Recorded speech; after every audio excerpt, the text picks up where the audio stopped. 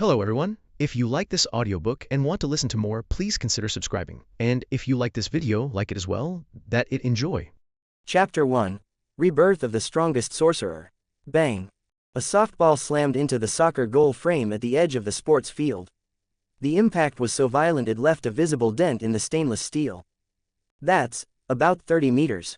The staff member measuring throws stared at the mangled goalpost, wiped the sweat from his brow, and called out a number he knew couldn't possibly be accurate.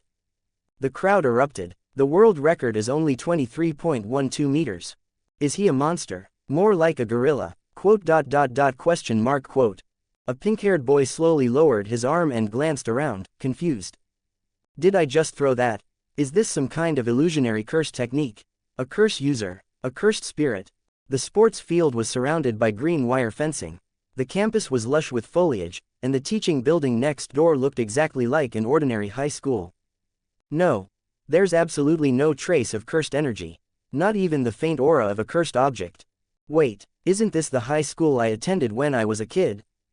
Yuji Itadori's eyes widened in disbelief. The year 2086, 68 years after the Shinjuku showdown in the Inhuman Mikio. By that time, Yuji Itadori had become the only registered special grade sorcerer in the Jujutsu world. By any measure, he was undeniably the strongest sorcerer of the modern era, surpassing even his teacher Satoru Gojo and the king of curses himself, Ryomen Sukuna. Having consumed Sukuna's fingers and the death-painting womb-cursed objects, Yuji's body aged at a crawl. But with that strength came an unbearable loneliness. One by one, his companions grew old and died. Only his appearance remained unchanged. He'd gone to a pachinko parlor to distract himself from the grief. He blinked, and suddenly found himself here. Itadori, you seem way more suited for the sports clubs. You don't have to force yourself to stay in our occult club, you know. Senpai. Yuji turned to face the familiar pair standing beside him. His mind raced, and a wild theory began to form. Did I travel back in time? Sorry, Senpai, something came up. I need to head home early.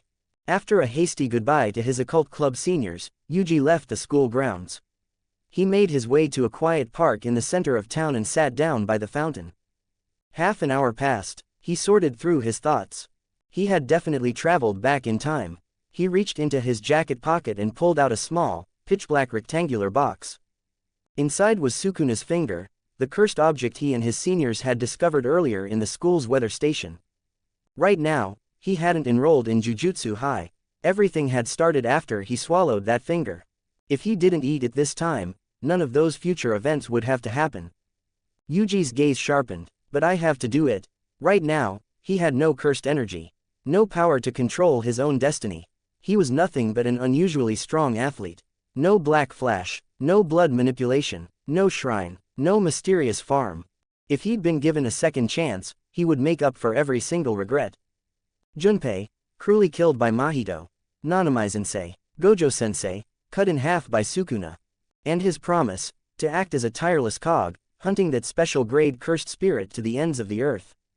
Mahito. Yuji gripped the black box tightly, resolve hardening in his chest. He would re-enroll in Jujutsu High, kill the 4 disaster curses alone, eliminate Sukuna, and end the chaos Kenjaku had unleashed. But while he was lost in thought, a hand suddenly landed on his shoulder. Hey, you, Yuji turned his head. A black-haired boy stood behind him, neat white shirt, jet-black hair spiked up like a sea urchin, and a cold, distant gaze. Fushiguro. A wave of nostalgia hit him so hard he almost smiled. He caught himself just in time. No, I can't smile right now.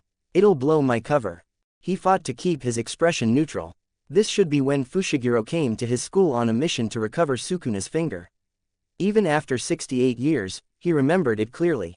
Megumi Fushiguro glanced at the pink-haired boy struggling to suppress a grin and frowned. Why is this guy smiling?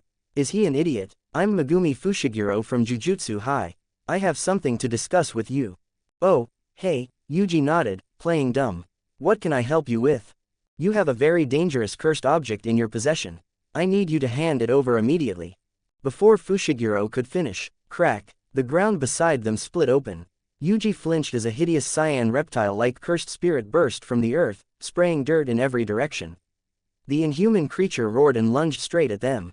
A cursed spirit drawn by Sukuna's finger. Fushiguro, move. Yuji reacted a split second faster, but right now he was just a strong athlete.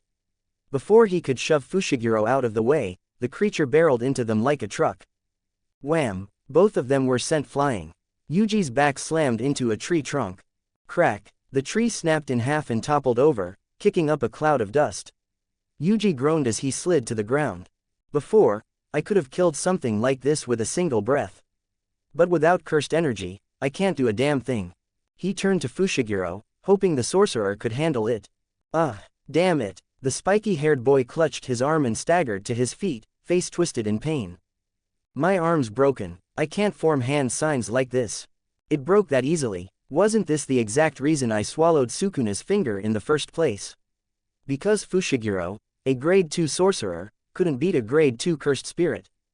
Yuji gritted his teeth, his eyes falling to the black box in his hands. I have to eat it. Itadori, run, leave this to me, NGH, leave it to me. Don't try to play hero right now. Yuji shot back. Shut up and run. Yuji ignored him. Without hesitation, he pulled Sukuna's finger from the box. The grotesque cursed spirit was closing in fast, roaring as it charged.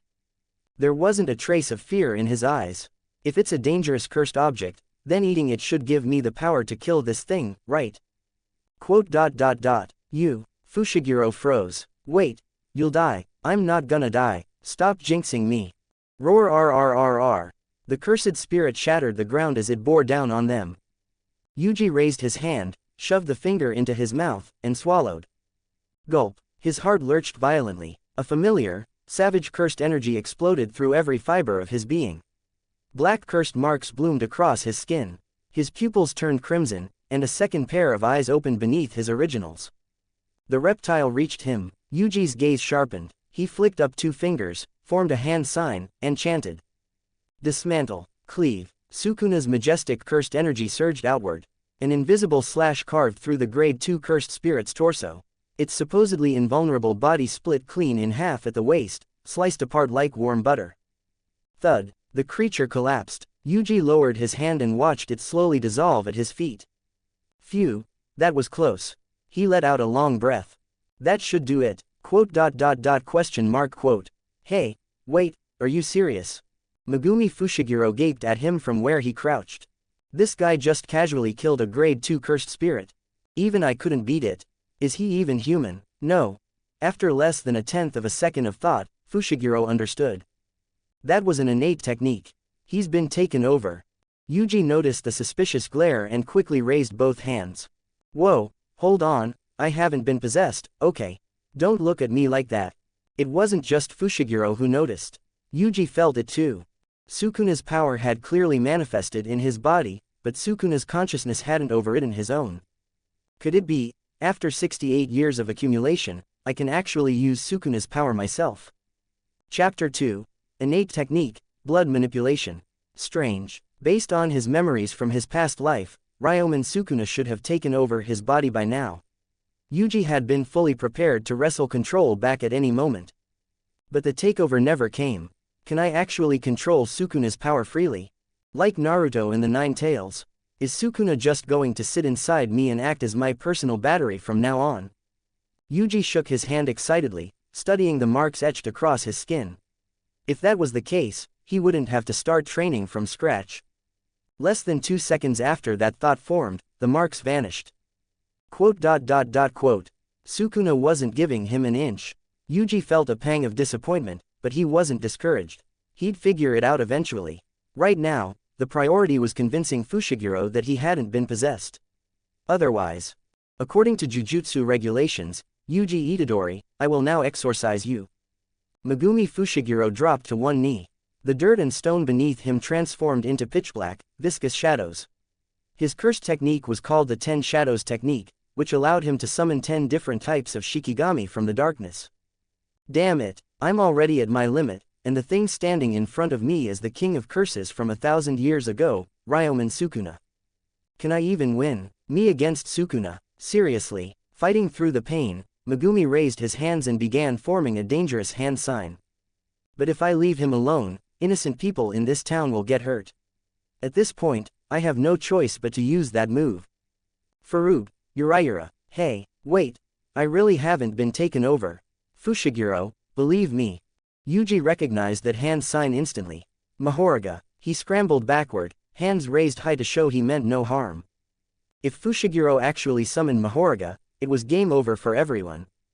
Meanwhile, in a certain space within Yuji Itadori's body, the floor of the cavern was submerged in a thin layer of blood-red water. A pink-haired man leaned impatiently against a small hill of skulls and other remains.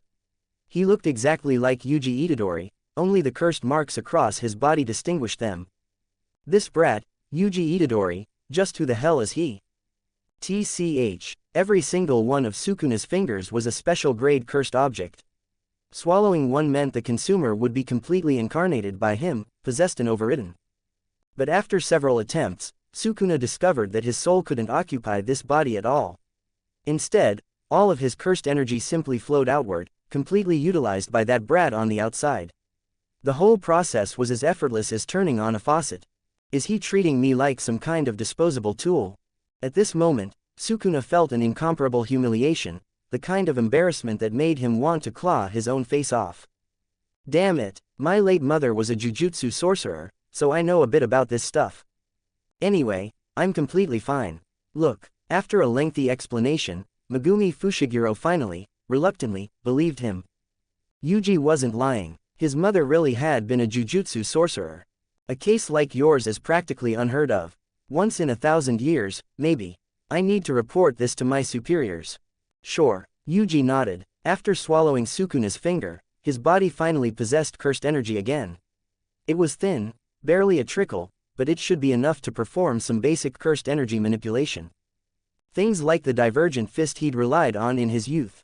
And Black Flash, even though this body was different, with 68 years of experience under his belt, returning to the state where he could land a Black Flash with every punch would only take minutes. Yuji found an undamaged bench and sat down. Nearby, Megumi was on the phone with someone. Crossing his arms, Yuji began to plan. He needed to map out his future carefully. First priority, collect Sukuna's fingers. All 20 of them. Right now, his cursed energy was pathetically thin. Each finger he consumed would increase his total reserves. His biggest weakness at the moment was capacity. He probably couldn't even throw a proper punch without running on empty. Second, train hard, get stronger, and deal with the 4 disaster curses. Mahito first, then Hanami, Dagon, and Jago. Yuji hesitated for a moment. Should he tell Satoru Gojo about his time travel? Share everything he knew? But he quickly made up his mind. Everyone always dumped their responsibilities and problems on Gojo-sensei, treating him like a workhorse who never got tired. But Yuji refused to do the same. He wanted to lighten Gojo's burden, not add to it. I'll exorcise the 4 disaster curses alone. I won't let sensei worry about this. If I can't even handle something this simple, I have no right to call myself a jujutsu sorcerer. His gaze sharpened. Finally, Kenjaku and the culling game. Those required long-term planning. The enemy operated from the shadows while Yuji stood in the light. Tracking down that old fox wouldn't be easy. As long as he could prevent Gojo-sensei from being sealed, everything else would fall into place. Itadori, quote. Fushiguro's voice snapped him out of his thoughts. Yuji looked up. The higher UPS have made their decision. You need to come back to Jujutsu High with me. Now. Jujutsu High, Yuji feigned ignorance. Tokyo Metropolitan Jujutsu Technical High School. Yuji went to the hospital first to say goodbye to his grandfather. After receiving the old man's final wish, to die surrounded by people, his grandfather passed away peacefully. Only then could Yuji leave with a clear conscience. Rest easy, Grandpa. Yuji thought of his tragic past life. Back then, he'd lost too many friends. Experienced too many farewells. His closest companions and seniors had all died at the hands of the enemy. But this time, I'll keep your promise. Yuji stared at his palm. He was sitting in the back seat of a black luxury sedan, traveling from Sendai to Tokyo. The scenery outside the window blurred past. Up front sat an auxiliary manager in a suit and the ever-taciturn Megumi Fushiguro. They wouldn't reach Tokyo until late at night. Although Sukuna's existence gave him some insurance, true strength had to come from within. During the drive, Yuji decided to test his innate technique. He narrowed his eyes and gathered every drop of cursed energy in his body, condensing it into his palm. A small scarlet orb of blood materialized before him. A bead of cold sweat rolled down Yuji's face. The orb was barely the size of a walnut. With his cursed energy reserves this low, even this much was a struggle. Blood manipulation. But a grin slowly spread across his face. Just as he'd hoped, this technique still worked. Blood manipulation was his innate technique. Back in his youth, his cursed energy had been too weak to properly activate it, so he'd never discovered its existence. It wasn't until he consumed the cursed womb, death paintings, that these cursed objects resonated within his body, finally allowing him to perceive this powerful ability. The death paintings represented the 9 stages of a decaying corpse. The eldest brother, Choso, represented the bloated stage, which was why his technique was blood manipulation. As decomposition progressed, flesh and blood disappeared, leaving only bone. That was why the younger brother's techniques all related to skeletal matter rather than blood. Logically, Yuji represented the 10th stage, the state of a person before death. So his technique was also blood manipulation. Yuji let the smile fade, and the blood orb dissipated with it. But at that moment, Megumi Fushiguro, who had been resting with his eyes closed in the front seat, caught the scene in the rearview mirror. The spiky-haired boy froze. Then he spun around, his normally narrow eyes going wide. Wait, was that blood manipulation just now? Isn't that the inherited technique of the Kamo clan? One of the big 3 sorcerer families. You can use it. Itadori, you actually know blood manipulation. Blood manipulation was every bit as famous as Satoru Gojo's Limitless and the 10 Shadows technique that could summon Mahoraga. Together, they were considered the 3 great inherited techniques.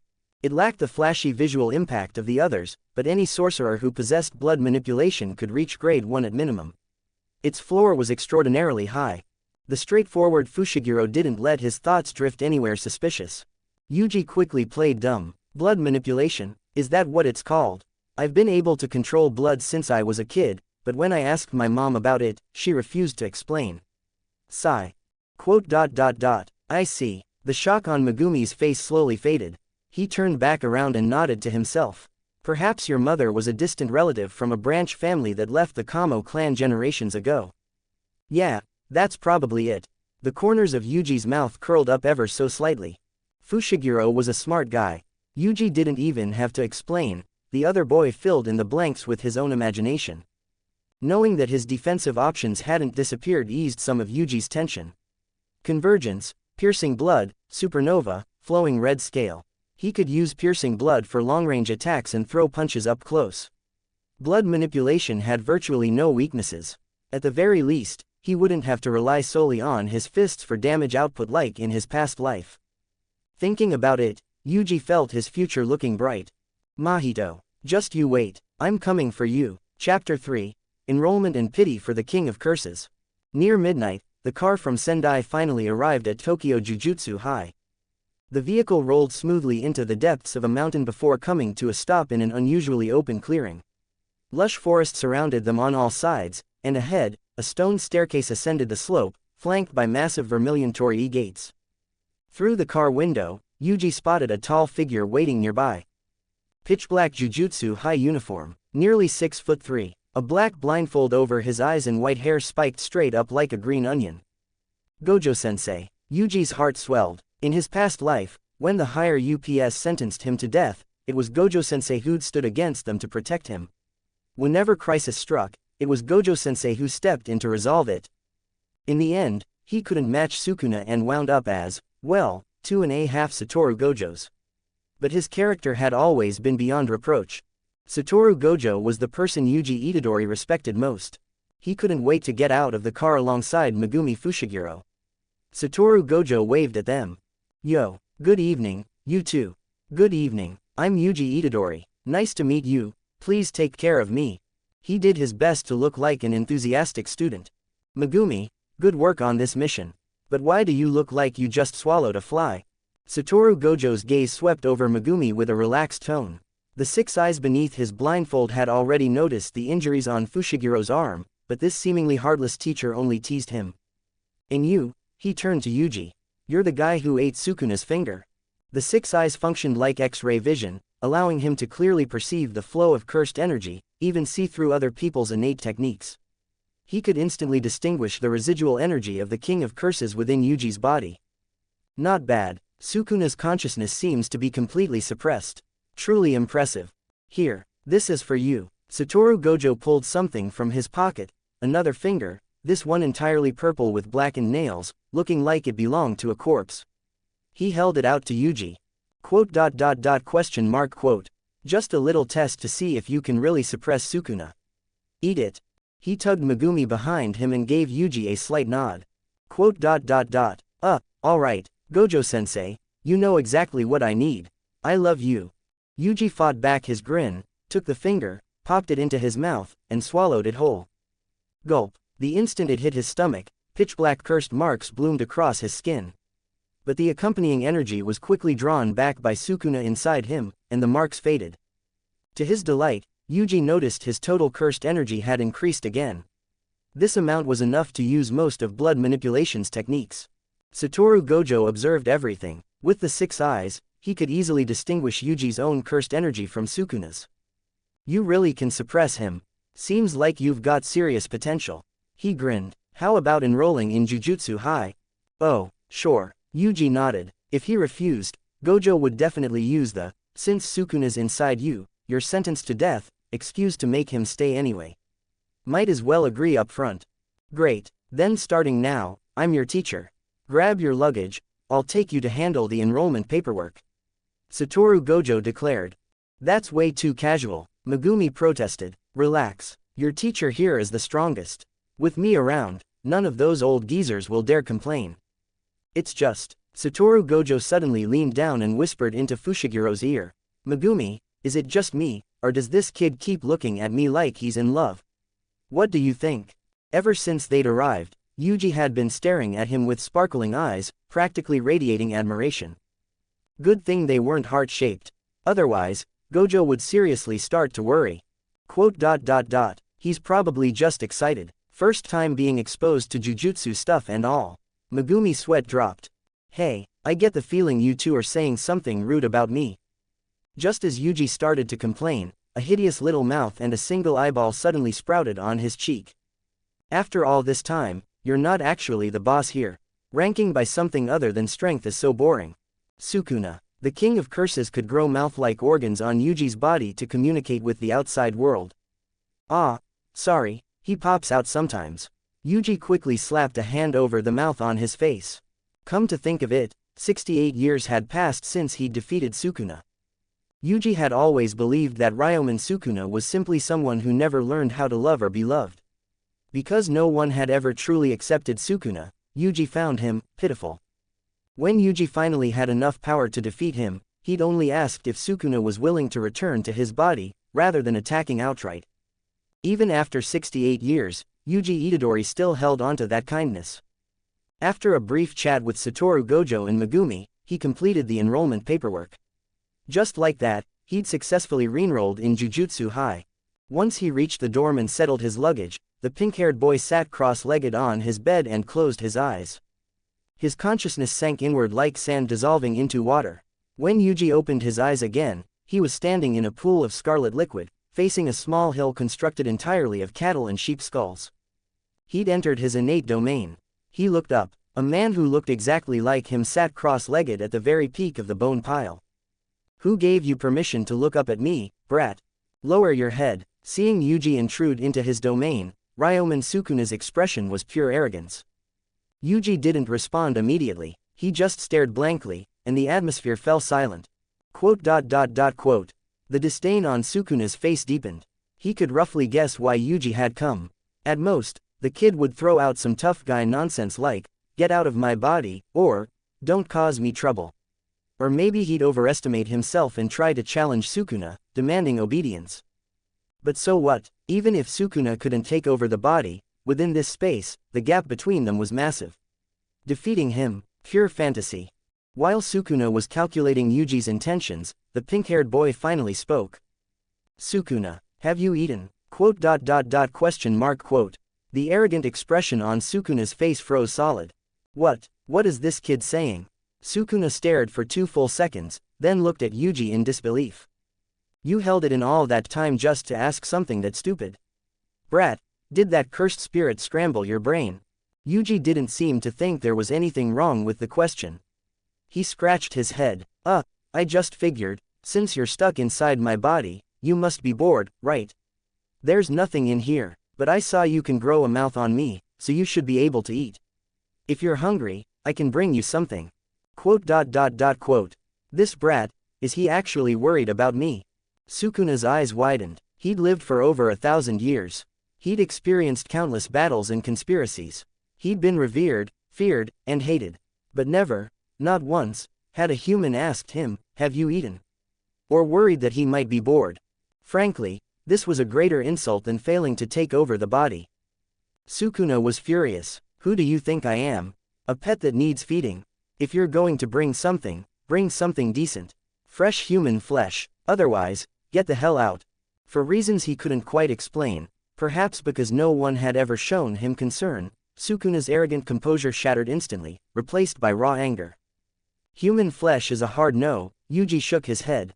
I just wanted to check on you. We might be living together for a long time, after all.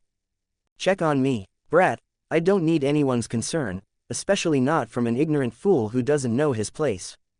After venting, Sukuna's attitude softened slightly.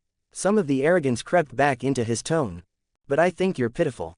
The moment the word, pitiful, left Yuji's mouth, Sukuna met the pink-haired boy's gaze. Those amber eyes held no fear, no provocation, only a kind of undisguised, profound kindness. Pity. Sukuna's eyes went wide. It made him realize something. This pink-haired boy hadn't come here to spout tough guy nonsense. He hadn't come to pick a fight. He'd come to pity him. That gaze was like a red-hot needle, piercing straight through the arrogance and hostility Sukuna had accumulated over a millennium. Those eyes seemed to say, look at you, the invincible king of curses. An existence that made the world tremble 1,000 years ago. And now you're reduced to being trapped inside a high school kid's body, completely powerless. Unable to do a single thing. The expression on Sukuna's face twisted. What did you say? This brat is actually pitying me. Chapter 4. Pride and Hard Work. Sukuna completely lost his composure. In 1,000 years of existence, he'd encountered people who wanted to kill him, people who wanted to exploit him, and even people who claimed to love him. But this was the first time anyone had ever pitied him. Yuji Itadori's inherent kindness was already irritating enough. But that ignorant, arrogant remark, I think you're pitiful, sent him into an absolute rage. The moment Sukuna raised his hand to hurl a dismantle straight at his face, Yuji snapped his eyes shut. A second later, he was back in the familiar Jujutsu High dormitory. Phew, despite 68 years of accumulated experience, this body was still too weak and untrained. Yuji knew he couldn't defeat a two-finger strength Sukuna right now. He'd only gone in to make his intentions clear. Yuji believed that even Sukuna could be redeemed. Unfortunately, in his past life, by the time he finally understood Sukuna's actions and wanted to do something about it, he'd already punched Sukuna out of Fushigiro's body and watched him dissipate on the ground. If Sukuna could experience the meaning of life through him this time around, turn over a new leaf and become a decent person, Yuji wouldn't be entirely opposed to letting him live. But that was a matter for the future. Yuji climbed out of bed. It was nearly midnight when he'd arrived at Jujutsu High. After a quick wash, he went straight to sleep. Training started tomorrow. Filled with anticipation for what lay ahead, he slept soundly that night. Early the next morning, Satoru Gojo took him on a tour of the campus, explaining basic jujutsu concepts along the way. Yuji was already thoroughly familiar with all of it, but he played along. First of all, ordinary humans can't see or touch curses. Let your teacher here explain the grading system for cursed spirits. Satoru Gojo strolled beside him, tone relaxed. Grade 4 cursed spirits, a normal person with a wooden bat can handle them. Grade 3, a handgun will do. Grade 2, a shotgun, barely. Grade 1, even a tank would struggle. He extended his index finger and twirled it in the air. And finally, special grade. Carpet bombing with cluster munitions might not solve the problem. Of course, all of that assumes conventional weapons can actually hit curses. As for jujutsu sorcerers, since you just enrolled, you're currently ranked grade 4. Normally, a sorcerer needs to defeat a cursed spirit one grade above their own rank to qualify for promotion. For example, you'd need to defeat a grade 1 curse to be promoted to grade 2. And so on. Yuji stood beside him, nodding thoughtfully. Ah, I see, but Fushigiro's clearly a grade 2 sorcerer, right? How come he couldn't beat that grade 2 curse at my school? Quote. Satoru Gojo turned his head in surprise. Seriously? Seriously? Quote. Well, maybe times have changed. Grade inflation hit the cursed spirits too. He made an excuse for Megumi first, then fell into contemplation. Megumi Fushiguro had been raised single-handedly by Satoru Gojo. Much of his jujutsu knowledge came directly from him. But even Gojo couldn't figure out how a genius evaluated as grade 2 in his first year actually couldn't beat a grade 2 cursed spirit. Is there a problem with my teaching methods? Satoru Gojo sank into depression. Was I too soft on Megumi? Not enough training volume, too few practical combat sessions. No, my explanations are clearly easy to understand, humorous, engaging. The shameless man pondered. Eventually, he reached a conclusion. There was absolutely nothing wrong with his teaching. Megumi Fushiguro was just weak. At that moment, Sukuna's consciousness stirred, and a small mouth sprouted on Yuji's cheek. Hey, an idiot teacher raising trash students. This Yuji Itadori will probably end up just like that Megumi Fushiguro, both of them are garbage. Ah, sorry, smack. The instant Sukuna opened his mouth, Yuji slapped a hand over his cheek to shut him up. Quote. If Sukuna had mocked Satoru Gojo's personal strength, Gojo would have fired back without hesitation. But questioning his teaching abilities. Under Sukuna's goading, Satoru Gojo's shoulders slumped, his head drooped, and he spiraled into even deeper depression. Is it really my fault? Gojo-sensei, it's not you. Don't mind him, I'll go train now. Sensing disaster, Yuji quickly fled the scene.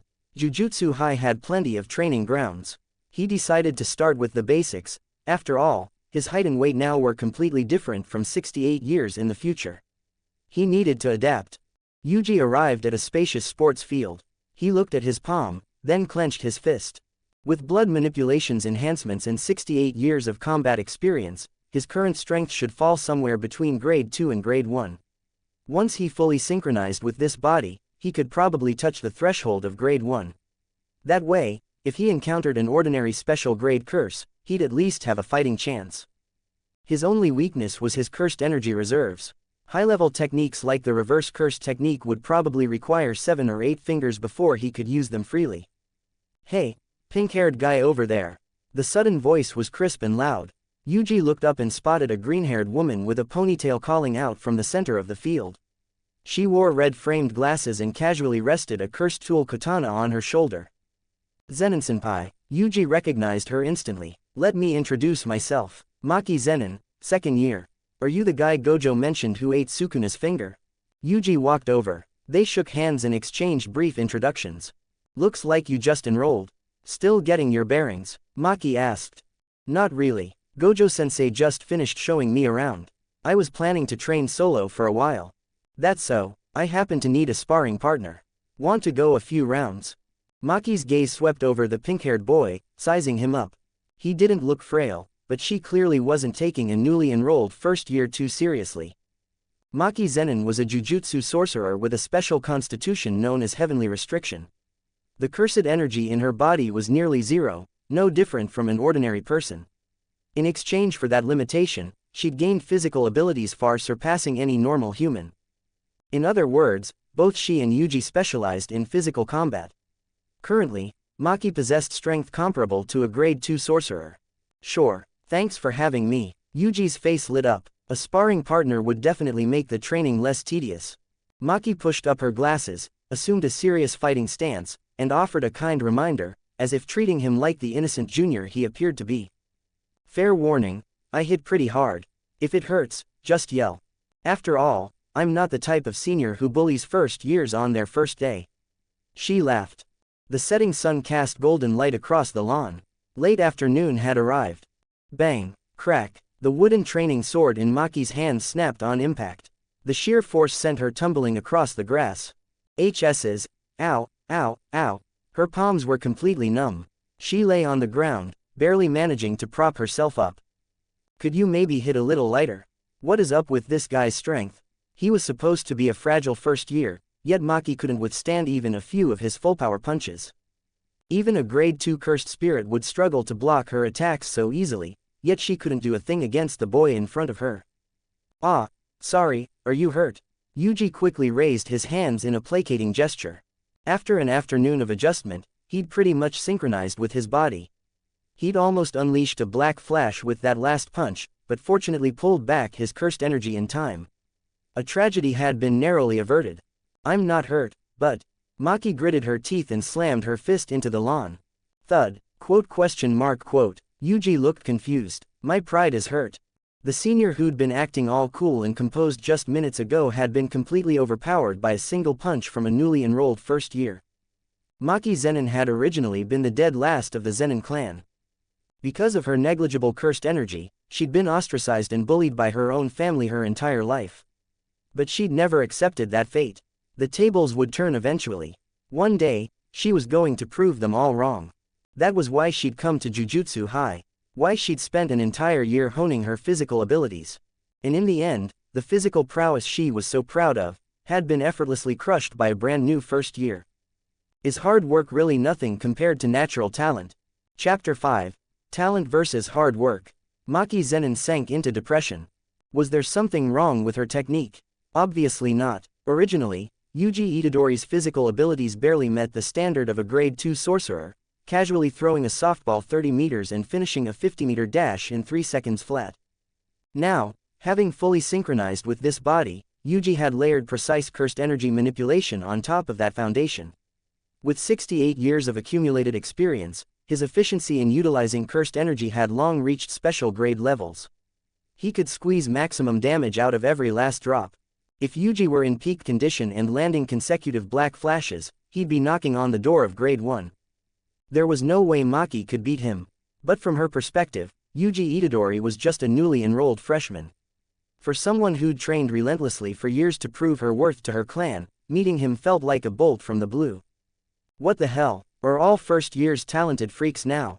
First there's that genius who enrolled as a grade 2 sorcerer, and now this monster who can flatten me in 2 punches.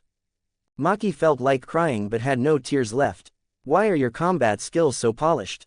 She got to her feet, her tone demanding answers.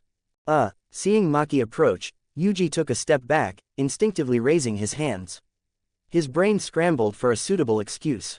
Could he say it was the result of 68 years of practice? I hired a martial arts coach in my first year of high school. Trained specifically. Then why is your cursed energy manipulation so smooth? That's clearly not something a first year should be capable of. Although Maki couldn't see cursed energy directly, her glasses were a cursed tool that let her perceive its flow clearly. I don't know either. You. Maki's breathing grew ragged. She tossed the broken wooden sword onto the grass like she was venting her frustration. I'm done training. She'd wanted to spar with her junior to build rapport. Instead, she'd gotten completely demolished. Her pride couldn't take it. She dropped onto the gray stone steps nearby, grabbed a bottle of mineral water, and chugged the whole thing. Even after draining it, she still wasn't satisfied. So it's really your first day? That's right, Yuji nodded. Then how did you learn to infuse cursed energy into a wooden sword? I went by feel. Yuji scratched his cheek awkwardly. He played dumb to every question. You don't know anything. Maki's chest heaved. She was clearly on the verge of choking on her own rage. I really don't know. Yuji looked genuinely innocent. You. Maki was fuming. Hard work surpassing talent. What a joke. At that moment, Yuji had a flash of inspiration. He smacked his fist into his palm. Oh, right, my mother was a jujutsu sorcerer, so she taught me this stuff since I was little. Get out of here, I don't believe you. Maki shut down completely and turned to leave. Wait, it's true, Zenin-senpai, believe me. Yuji called after her. But Maki just kept walking, clearly unwilling to spend another second in his presence. His words received no response. Maki Zenin was completely questioning her life choices. Watching his senior disappear without a trace, Yuji had no choice but to let it go. Sigh, he let out a long breath. I'm just a hard-working athlete, okay. Yuji sat down on the steps by the edge of the track. After the afternoon's training, his exercise quota for the day was met.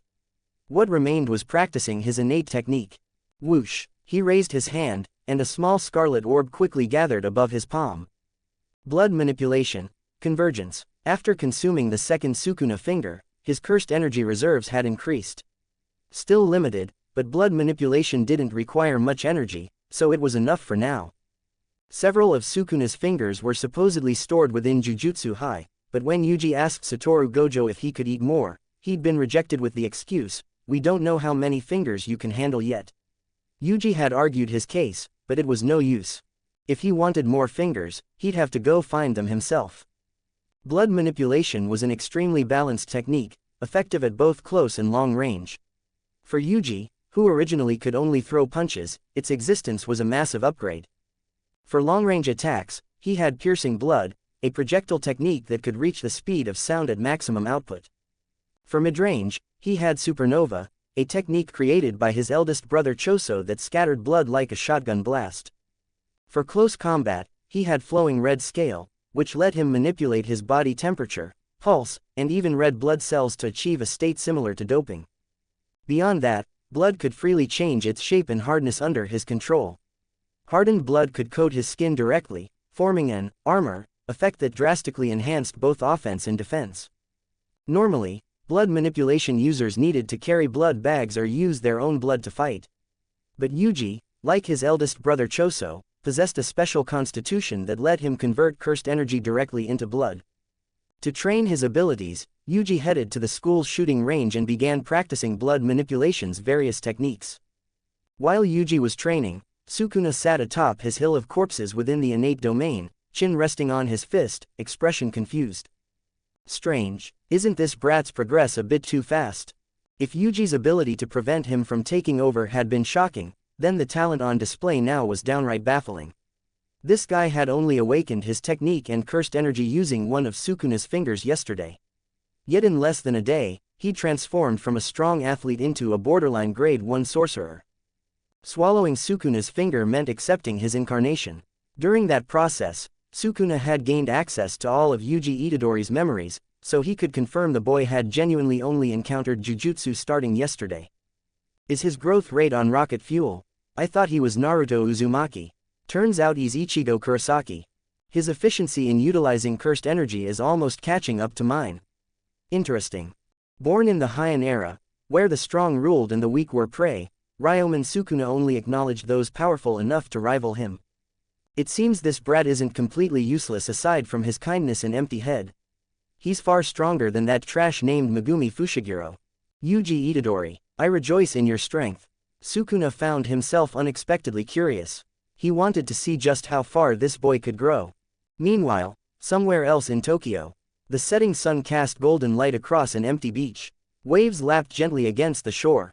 A black-haired man wearing a kasaya stood with his arms crossed, stitch marks visible across his forehead. He gazed silently at the sparkling sea. Beside him was a beach chair. Lying on it was a blue-haired young man with cross-shaped stitch marks on his face. Or rather, a special grade cursed spirit. According to the intel from Mekamaru, Sukuna's vessel has been performing far beyond my initial expectations. Things are getting interesting. Kenjaku spoke, his tone faintly playful. Not bad. After all, he is the child I gave birth to. Displaying such overwhelming talent is only natural. Mahito lay back on the beach chair, arms behind his head. He tilted his head, revealing a smile full of curiosity, and a hint of malice. Oh, that pink-haired brat, did he do something fun? Fun, more than fun. He not only perfectly suppressed Sukuna's consciousness but can actively draw upon Sukuna's cursed energy to cast Dismantle, exercising a grade 2 cursed spirit with it. On his first day of enrollment, in a pure hand-to-hand spar, he easily defeated Maki Zenin despite her heavenly restriction constitution. He's already mastered blood manipulation under Satoru Gojo's guidance. Remarkable. Even Kenjaku, who had lived for 1,000 years, was surprised by Yuji's performance. That's strong. Mahito dragged out the words dramatically. Suppressing Sukuna, and able to use his power. In short, his displayed talent is rarely seen, perhaps once in a millennium. Geto, you always praise my talent. You say I have the most growth potential among us 4 curses. Mahito's interest sharpened. So in your opinion, who's more talented? Me or this Yuji Itadori? Evenly matched. Maybe he's stronger. Maybe you are. Who knows? Kenjaku waved dismissively. Then let me go play. Mahito raised his arms, holding up 2 index fingers. Under the effect of idle transfiguration, One finger transformed into his own likeness while the other became Yuji Itadori, the two facing off against each other. I want to meet Sukuna's vessel personally. Prove to you that I'm stronger than him. Kids, watch me handle Yuji. Kenjaku's lips curled into a disdainful smile. Wait until Satoru Gojo isn't around, or until the time is right. You'll get your chance to meet him. Chapter 6. The Juvenile Detention Center and the Cursed Fetus. It was Yuji Itadori's second day at Jujutsu High. Hello, Aijichi-san. Yuji tilted his head in front of the mirror, phone wedged between his ear and shoulder.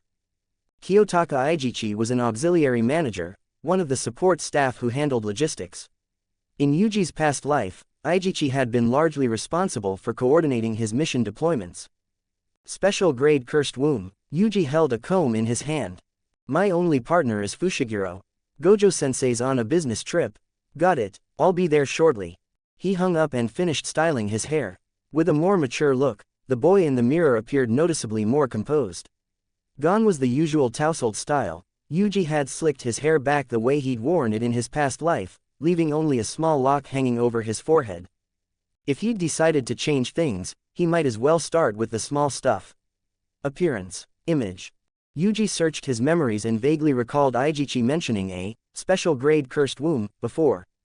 The location was a juvenile detention center. He remembered that the cursed spirit had evolved to special grade by absorbing one of Sukuna's fingers. Which meant after this mission, he'd be able to retrieve the third finger. After swallowing the third, his strength would increase again. What puzzled him, though, was that in his past life, he'd met his new classmate Nobara Kugasaki first, then the detention center incident happened. Perhaps this was a butterfly effect caused by his rebirth. He let out a long breath, then left the dormitory without looking back. Aijichi and Megumi Fushiguro were already waiting at Jujutsu High's entrance. The car started, and the three of them headed toward their destination, the West Tokyo Juvenile Detention Center. Rain fell today. The sky hung low and gray, drizzling steadily. Yuji leaned back in his seat, watching the scenery blur past the window. Itadori, I heard you beat Zenin-senpai during training yesterday. While Yuji was contemplating how to handle the upcoming special grade, Megumi suddenly spoke from beside him. You really are a genius. Thanks, but I won't be standing still either. Megumi's eyes narrowed. I will surpass you, sooner or later. What? Our auxiliary team confirmed the cursed womb approximately 3 hours ago. The area has been sealed off. All residents within a 500-meter radius have been evacuated. However, 5 juveniles remain trapped inside along with the cursed womb. Their status is currently unknown. The rain intensified. The detention center sat surrounded by woods, its entrance a dilapidated iron gate. Aijichi had established a perimeter nearby. Megumi Fushiguro and Yuji Itadori stood at the entrance, listening to the briefing. If the cursed womb fully matures, it could become a special grade cursed spirit. And this dangerous mission is assigned to just 2 first years. Megumi clenched his fists. A bead of cold sweat rolled down his face. Exercising a special grade typically required at least 1 or 2 grade 1 sorcerers. But Jujutsu Society was chronically understaffed, even students got assigned tasks beyond their capabilities. Your mission is to extract the 5 survivors. For your own safety, if you encounter the cursed womb, do not engage. Under any circumstances. Aijichi adjusted his glasses and delivered the warning solemnly. Understood, Aijichi-san. Yuji caught the worry in Aijichi's eyes and nodded. Not really, though, he was here for the third Sukuna finger. Besides, this was his first real battle since being reborn. Watch me take down this special grade. Unlike Yuji's eagerness, Megumi beside him felt the weight of dread settling in his stomach. He'd barely handled a grade 2 cursed spirit. How was he supposed to fight a special grade? None of the 3 noticed, however, that in the bushes beside the gate, a rat-like cursed spirit lay pressed to the ground, dark eyes recording their every move. About 500 meters from the detention center, a man in a kasaya sat on a rooftop, a ring of stitches circling his forehead. He rested his chin on one hand, murmuring with interest. Do not engage, To test Yuji Itadori's strength, he'd specifically collected a Sukuna finger and fed it to the cursed womb growing in the detention center. He expected Yuji would most likely suffer a devastating defeat.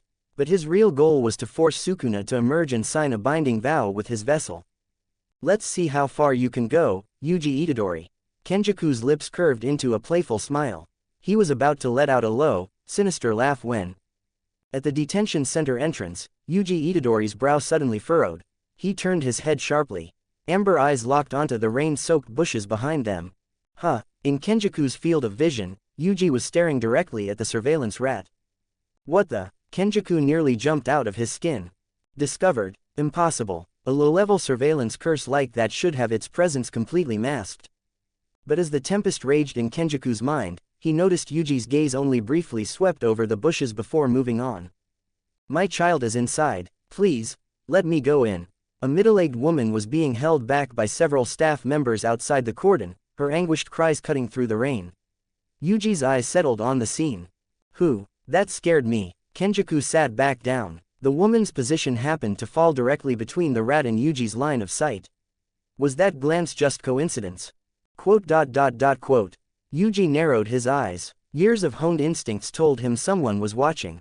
Kenjaku, maybe, he made the guess calmly. Kenjaku was his mother, so appearing here wasn't surprising. Yuji suspected Kenjaku had been secretly observing when he first swallowed Sukuna's finger too. As for that grade 2 cursed spirit at his school, it had definitely been enhanced by Kenjaku's cursed energy. Otherwise, Megumi wouldn't have struggled so badly against it. With Gojo-sensei around, that old fox wouldn't show himself easily. He posed no immediate threat to the three of them. For now, Yuji let it go. His attention shifted back to the mother crying in the rain. That's the mother of one of the trapped juveniles. She couldn't bear to leave without her child, so she's been waiting. Over 3 hours now. Eijichi sighed and explained. Cold rain splattered against Yuji's face.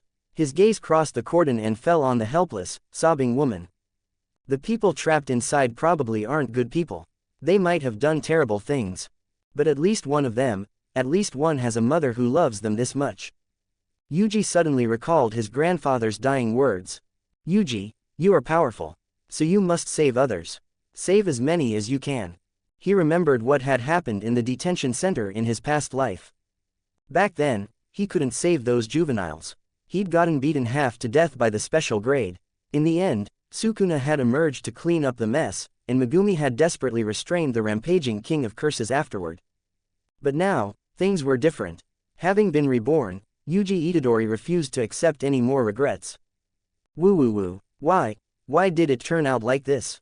Realizing her pleas were useless, the woman collapsed onto the muddy ground, hands covering her tear-streaked face. The sight only hardened Yuji's resolve. At the very least, I don't want to see such a loving mother lose her child. That would be too cruel. Yuji's low voice cut through the rain. Beside him, Megumi Fushiguro started. Looking at the determination burning in those amber eyes, the black-haired boy felt something shift inside him. The fear that had gripped him since hearing, special grade, was swept away by the pink-haired boy's conviction. We're saving everyone, right, Fushiguro? Yuji tugged at his collar and strode toward the building's entrance. Did you really need to ask? Megumi stopped hesitating. He nodded firmly. Let's go, Fushiguro. Chapter 7. The True Nature of the Cursed Womb, Black Flash. Divine Dog. In the lobby of the Juvenile Detention Center, pitch-black shadows churned beneath Megumi Fushiguro's feet. They rose and took shape in midair like molding clay, eventually forming two wolf-like shikigami, one black, one white. Megumi released his hand sign and explained, my divine dogs can distinguish between human and cursed spirit sense. They can also track the flow of cursed energy. Follow them, and we'll find the victims. Yuji's eyes instantly lit up. That's perfect, Fushiguro, you're actually useful. He flashed a thumbs up. Megumi accepted the praise without changing expression. Yeah, let's not waste time. Awoo. The two shikigami let out low barks and bolted deeper into the building. Move out. The detention center was crawling with low-level cursed spirits, drawn by the special grade cursed womb's presence. They clustered together, interfering with the divine dog's tracking, a real nuisance. But for the current Yuji Itadori, they were nothing more than speed bumps to be cleared with a single punch. Squelch. Bang. After dispatching a purplish-blue insect-like curse with 2 hits, Yuji and Megumi found the first trapped victim in a storage room. A pale-faced boy had barricaded the door with wooden crates and was huddled in the corner, shaking. It's okay, we're getting you out. Yuji reached out and pulled him from the room. With Yuji taking point and clearing the path, their progress was remarkably smooth. In less than 10 minutes, they'd rescued 3 victims. One of them, a boy named Tadashi Okazaki, was the son of the mother who'd been crying outside the gate.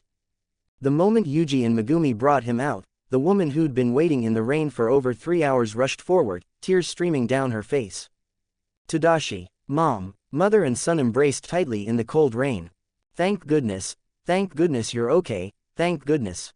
Yuji stood a few steps away, quietly watching the scene. A warm feeling spread through his chest. Let's go, Itadori, we're running out of time. 2 people are still inside, and that cursed womb's aura is getting stranger by the minute. Quote. The 2 turned and rushed back into the gloomy, oppressive building. Rainwater dripped from their hair and uniforms. Their hurried footsteps echoed through the dead silent halls. But unlike before, when they pushed open a door on the 2nd floor. Squelch, the sound of something dissolving. Megumi glanced back. The door behind them had vanished. Quote. What's going on? The hallway they'd just entered was gone. Before them stretched an eerie, multi-level structure, endless pipes, rough yellowish-gray concrete walls, overlapping rooms. The architecture crisscrossed in maze-like patterns, radiating an indescribably wrong feeling. Quote. An incomplete domain. The cursed womb must have completed its initial evolution. It's instinctively deployed a domain. This is bad, we're really in trouble now. Domain expansion was the pinnacle of Jujutsu. Among modern sorcerers, those who could deploy one were few and far between. A bead of cold sweat rolled down Megumi's forehead. The hot blood that had surged through him moments ago was extinguished by cruel reality. Itadori, we need to run. Maybe we can find a way to escape. Before he could finish, a figure caught the corner of his eye. No, not a figure. The thing he saw wasn't human. A humanoid curse with deathly pale skin. Nearly 3 meters tall, bulging muscles laced with pulsing veins. A gaping hole in its chest where a Sukuna finger resided. It had appeared beside them without a sound. Megumi hadn't sensed its approach at all. Its massive body nearly broke through the ceiling above. 2 walnut-sized eyes locked onto him. In that instant, an indescribable pressure crushed down on Megumi Fushiguro. The blood in his veins turned to ice. I can't move, damn it. Special grade, we're on completely different levels. Cold sweat erupted across his face. Fear paralyzed his legs. He could only watch helplessly as the cursed spirit raised a fist larger than his head and swung it toward his skull. At the last possible moment, Yuji Itadori tackled him. Boom! The attack missed, smashing into the concrete floor where they'd stood. Cracks spread outward like a spiderweb, racing across the ground. Megumi slammed against the wall from the impact of Yuji's tackle. He grunted but quickly steadied himself. As he rose, both of them felt the entire building shudder from that single punch. Gravel and debris rained from the ceiling. Fushiguro, go, find the remaining 2, leave this one to me. Megumi stared at him in disbelief. Are you insane? That's a special grade, you alone. Listen to me, this is the cursed spirit's domain. I specialize in close combat. You specialize in shikigami. We won't coordinate well in here. If you stay, neither of us can fight at full strength. I might not be able to beat this thing solo, but I can buy time. The truth was, Megumi would only hinder him. In a fight against a special grade, it would be nearly impossible to avoid catching him in the crossfire. But you, don't worry, I've got insurance. If I can't win, I'll let that guy out. That guy meant Sukuna. No time to hesitate. Go, find them. Yuji shoved Megumi's shoulder hard. The black-haired boy stumbled. Seeing the pink-haired boy's unwavering resolve, even the usually proud Fushiguro couldn't help but feel a swell of respect. He gritted his teeth, then turned and sprinted toward the distant passage without looking back. Itadori, don't die, quote. Hey, he's finally gone. Yuji chuckled and let out a breath. Meanwhile, the special grade cursed spirit had noticed Megumi's attempt to escape. Curses were born from human negative emotions, fear, anger, sorrow. The instinct to kill was hardwired into this creature's brain. The special grade clapped its hands together. A golden energy sphere materialized between its palms. Violent cursed energy compressed into a ball, and even the simple release of power generated substantial wind pressure. The curse raised its arm and hurled the blast at Megumi's retreating back. But at the critical moment, Yuji intercepted. The pink-haired boy crossed his arms in front of his chest. The energy blast detonated against him. Boom! Dust billowed outward. His clothes were torn apart by the explosion, revealing scorch marks on the skin beneath. For Yuji Itadori, though, injuries like this were barely a tickle. Heh, he took a half step back and assumed a fighting stance. Far from nervous, a relaxed grin spread across his face. I can elbow you with black flashes all day. Quote. While Yuji and the special grade faced off, a rat-cursed spirit hid beneath a pile of rubble, dark eyes recording everything. 500 meters outside the detention center, on a rooftop. Kenjaku watched closely. The show has finally started. Heh. The man with the stitched forehead smiled. Domain expansion.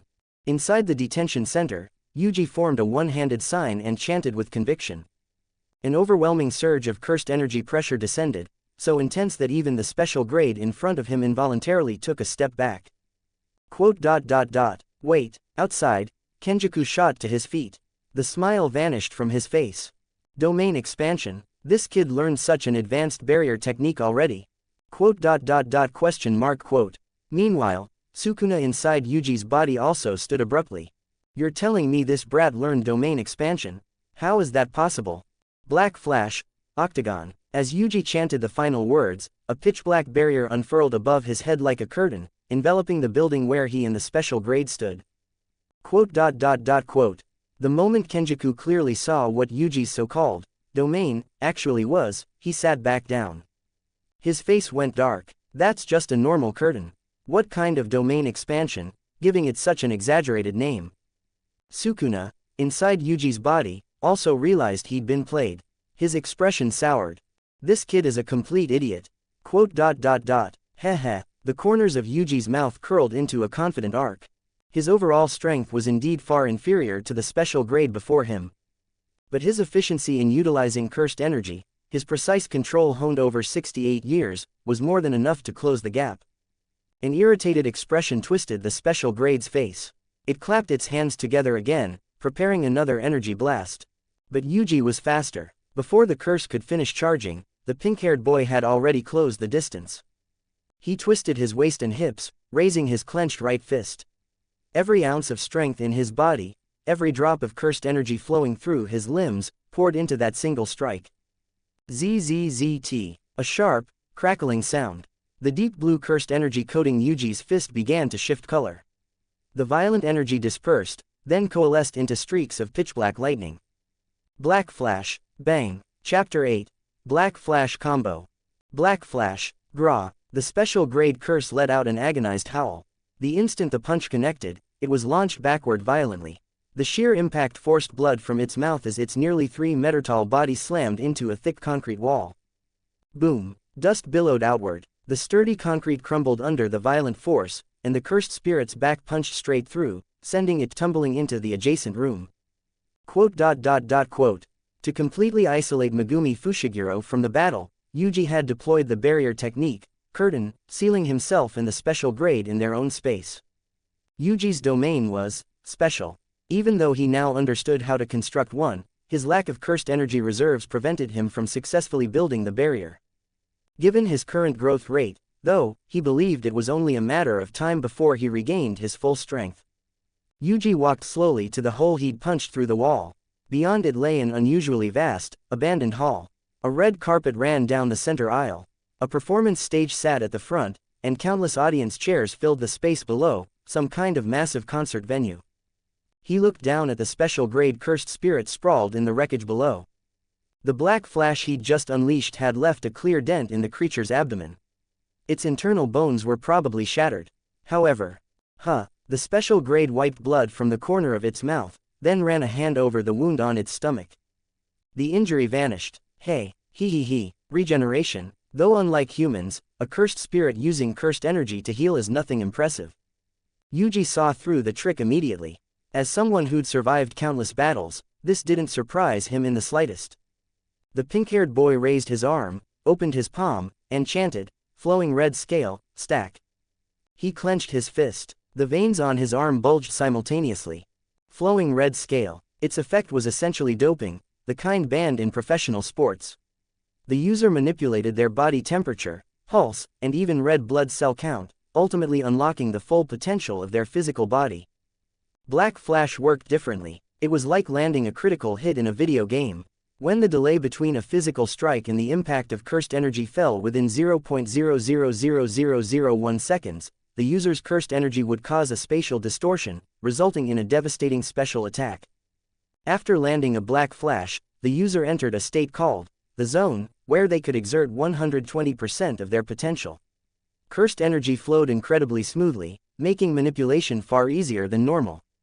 Even though his base physical stats and total cursed energy were far inferior to the special grade before him, these two buffs leveled the playing field, bringing Yuji's effective strength infinitely close to special grade.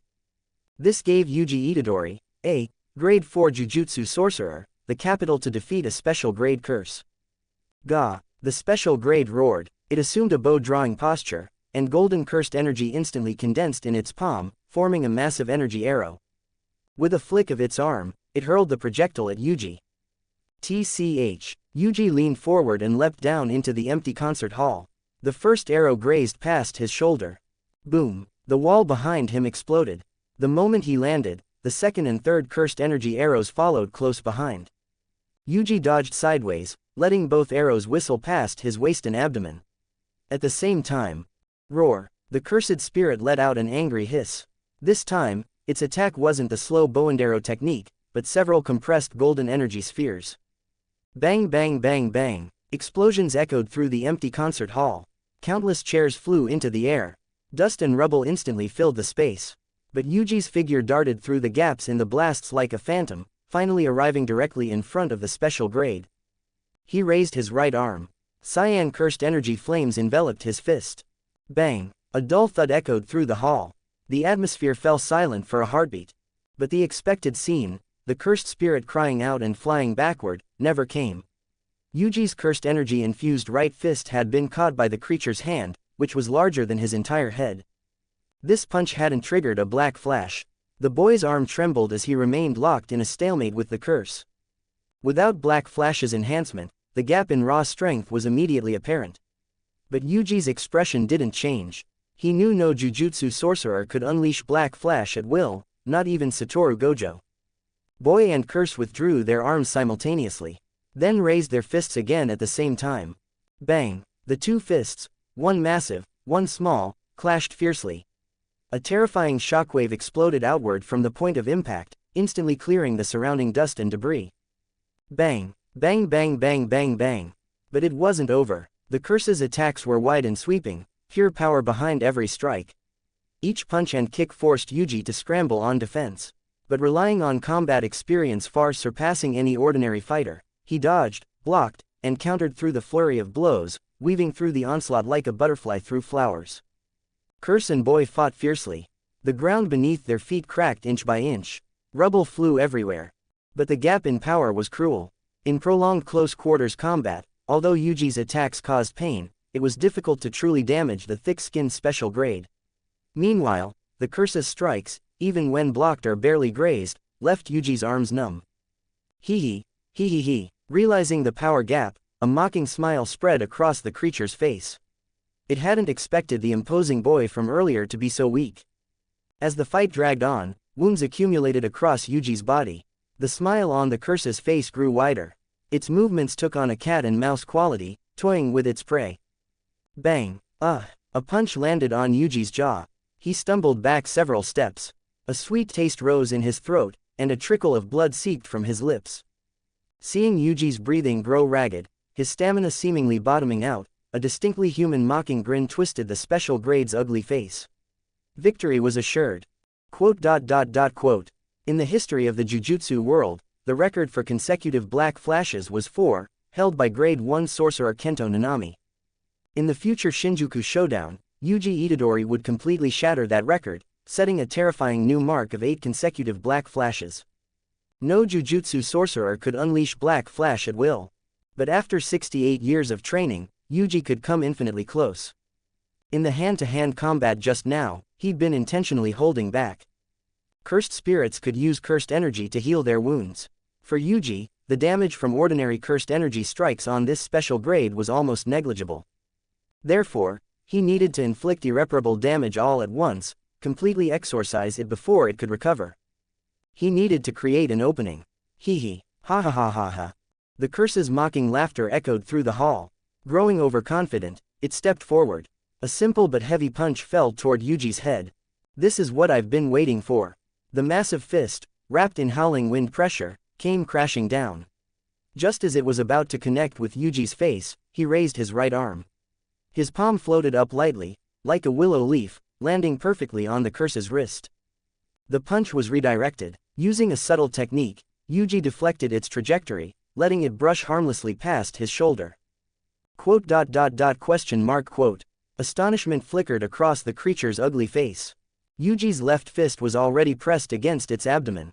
My turn. His voice was terrifyingly calm. The instant his fist made contact, the cursed energy Yuji had been accumulating poured out like a dam breaking. Deep blue energy danced wildly around his knuckles. Pitch-black lightning tore through space once again. Black flash, boom. This punch was completely different from everything before. A massive dent caved into the curse's abdomen. The sound of shattering ribs echoed clearly. PFF'd. Blackish-purple blood sprayed from its mouth, mixed with fragments of internal organs. Its eyes bulged. Its expression twisted into pure pain and disbelief. As the curse's body lurched backward, Yuji's right hand shot out like lightning. 5 fingers clamped onto its wrist, yanking its center of gravity back. Not done yet. Second punch. Black flash. The fist crashed into its chest. Its sternum caved inward. More blood gushed from its mouth. Third punch. Black flash. This one landed on the curse's right shoulder. The entire arm bent at a grotesque angle. The shoulder blade shattered. Every punch Yuji threw landed precisely on a vital point: throat, heart, liver. In the brief moments the curse tried to use cursed energy to heal, the violent attacks came one after another, leaving it no time to regenerate. No time to breathe, no time to resist. Black flash, black flash, black flash, pitch-black lightning exploded continuously through the empty concert hall. Yuji's fists were a blur. The curse's screams, initially deafening, gradually faded to muffled whimpers. Black flash, the final punch landed squarely on its face. Boom, gra, the entire concert hall trembled. Light fixtures crashed from the ceiling. Cracks spread across the floor like a spiderweb. The curse's head caved in from the impact. Chapter 9. The Essence of Living in the Third Finger. Within Yuji Itadori's body, inside Sukuna's innate domain. Hey, hee, ha ha ha ha ha. The scarlet lake reflected the throne built of skulls. Sukuna sat upon it with legs crossed, his unbridled laughter echoing through the space. Interesting. Truly interesting. A full 8 consecutive black flashes. Ryomen Sukuna had witnessed the entire process, Yuji Itadori going from being suppressed by that special grade curse to beating it within an inch of its life. In truth, Sukuna hadn't thought much of the boy from the start. It was only his second day of enrollment. Even if he was a rare genius in the jujutsu world, what could he realistically accomplish? His lack of combat experience and the massive gap in raw power between him and the special grade should have guaranteed his defeat. But the result was the complete opposite of his prediction. This kid, it's as if he was born for jujutsu. It's clearly his first battle, yet he held his ground against a special grade. Reaching the level of a special grade sorcerer himself is only a matter of time. Things are getting interesting. Sukuna's mouth split into a wicked grin. He only respected the strong individuals on his level. The moment he'd incarnated, he'd acquired all of Yuji Itadori's memories. Originally, he'd dismissed the boy as nothing more than an overly compassionate, submissive brat. When Yuji had actively entered his innate domain to speak with him, Sukuna still thought so. That was why he hadn't given the boy an ounce of respect. But now, everything had changed. Let me see just how many surprises you can bring me, Yuji Itadori. Fascinate me. With the final black flash unleashed, the special grade cursed spirit's face caved in beneath Yuji's fist. Blurg, covered in wounds from the relentless assault, the curse's consciousness flickered. It stumbled backward, footing unsteady, looking as though it would collapse at any moment. When Yuji was young, he'd always believed he carried some kind of mission. So he'd strive to become stronger, learn to save others, whether they were good or bad. To fulfill his grandfather's and Nanami's dying wishes, he'd always lived for other people. Later, through his battles with Sukuna, he came to understand something. Grasping a so-called mission, and completing it wasn't the essence of living. He'd always pursued a proper death, treating himself as a cog. But dying for a mission couldn't be considered proper at all. Life didn't have that many missions. Every minute, every second of simply being alive, that was where meaning lay. He didn't have to force himself to save others or fulfill his grandfather's dying wish. It just so happened that what his grandfather hoped he would do was exactly what Yuji Itadori wanted to do anyway. When he saw that mother and son reunite outside the detention center, because of him, Yuji felt genuine happiness from the bottom of his heart. So even after being reborn, even thinking about things from his own perspective, he still chose to walk the same path. He chose to save others because he didn't want the people around him to die. Yuji Itadori's mindset was different from his naive past self. He was still that kind-hearted boy, but now, he also considered his own feelings. PFF'd. Goo. The fear of death flooded the special grade's remaining consciousness like a tidal wave. I don't want to die. I don't want to die. So scary. I'm so scared. Guheheheh. The cursed spirit began to wail, making its final desperate struggle. A torrent of golden cursed energy erupted, sweeping outward in all directions. The remaining chairs, shattered rubble, even the load-bearing pillars, all of it was blown away like paper. The entire building groaned under the strain. Piercing blood compressed to its absolute limit formed an arrow shape and shot forward. Before the curse could complete its final resistance, the high-velocity projectile pierced straight through its skull. The surging golden cursed energy coating the creature's body was snuffed out like a candle. In the next instant, the curse collapsed to its knees, consciousness completely extinguished. My cursed energy reserves are low, so I can only use that attack once or twice. Perfect as a finisher, though. Yuji walked slowly toward the fallen special grade. He reached into the small hole in its chest and pulled out Sukuna's finger. As the cursed spirit crumbled to ash and vanished from the world, the curtain overhead and the incomplete domain both disintegrated. The surrounding scenery reverted to the familiar Juvenile detention center. Yuji looked up, then he put the finger into his mouth. Gulp. That makes 3. Feeling Sukuna's violent cursed energy churn within his body, Yuji Itadori turned and walked away. On a rooftop 500 meters from the Juvenile detention center. Seriously, he won. Because Yuji had deployed a curtain during the battle, Kenjaku hadn't witnessed the 8 consecutive black flashes. But the result alone, single-handedly subjugating a special grade curse, was enough to leave him stunned. What an incredible growth rate. Is this really something a freshman who just started learning Jujutsu can pull off? Beyond shock, Kenjaku's first reaction was suspicion. This doesn't add up. The talent Yuji Itadori is displaying is borderline unbelievable. According to the memories of this body, the one called Suguru Geto, even Satoru Gojo hadn't been this absurd. More importantly, his plan was in shambles.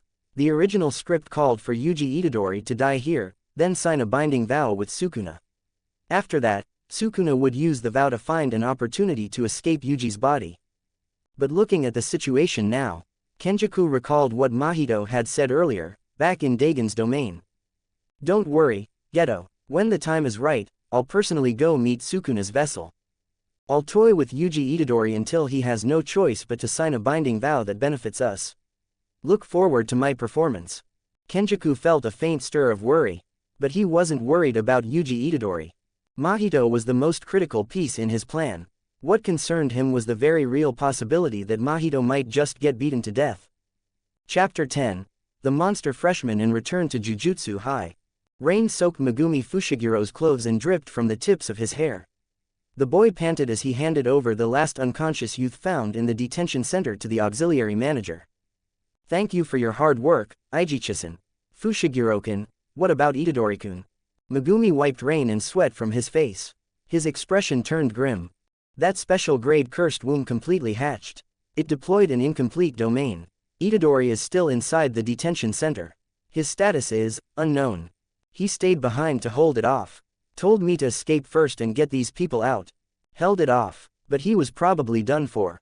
Even with Sukuna as a trump card, the king of curses from 1,000 years ago surely wouldn't let Yuji manipulate him so easily.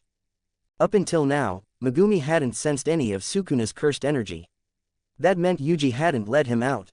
He already had a guess. Sukuna hadn't saved him. If Yuji died now, Sukuna still had 18 fingers scattered across Japan. He'd most likely abandon Yuji to eliminate the only vessel capable of restricting him. Itadori. Megumi clenched his fists. When that curse found us, why did you save me? We only met by chance. I'm not someone worth saving. The rain poured harder. Megumi's palms were clenched so tight they nearly bled. Even knowing that going back meant death, he gritted his teeth and spun around, sprinting toward the detention center gate. Iji-chan, I'm going back for Itadori. Contact any grade 1 sorcerers nearby for backup, immediately. But at that moment, the dilapidated iron gate creaked open from the inside. A disheveled figure stumbled out. His Jujutsu high uniform was torn in multiple places, and the skin beneath was covered in purple bruises. Yuji Itadori. He'd wanted to use the reverse curse technique to heal himself, but his cursed energy had run dry after fixing just one arm.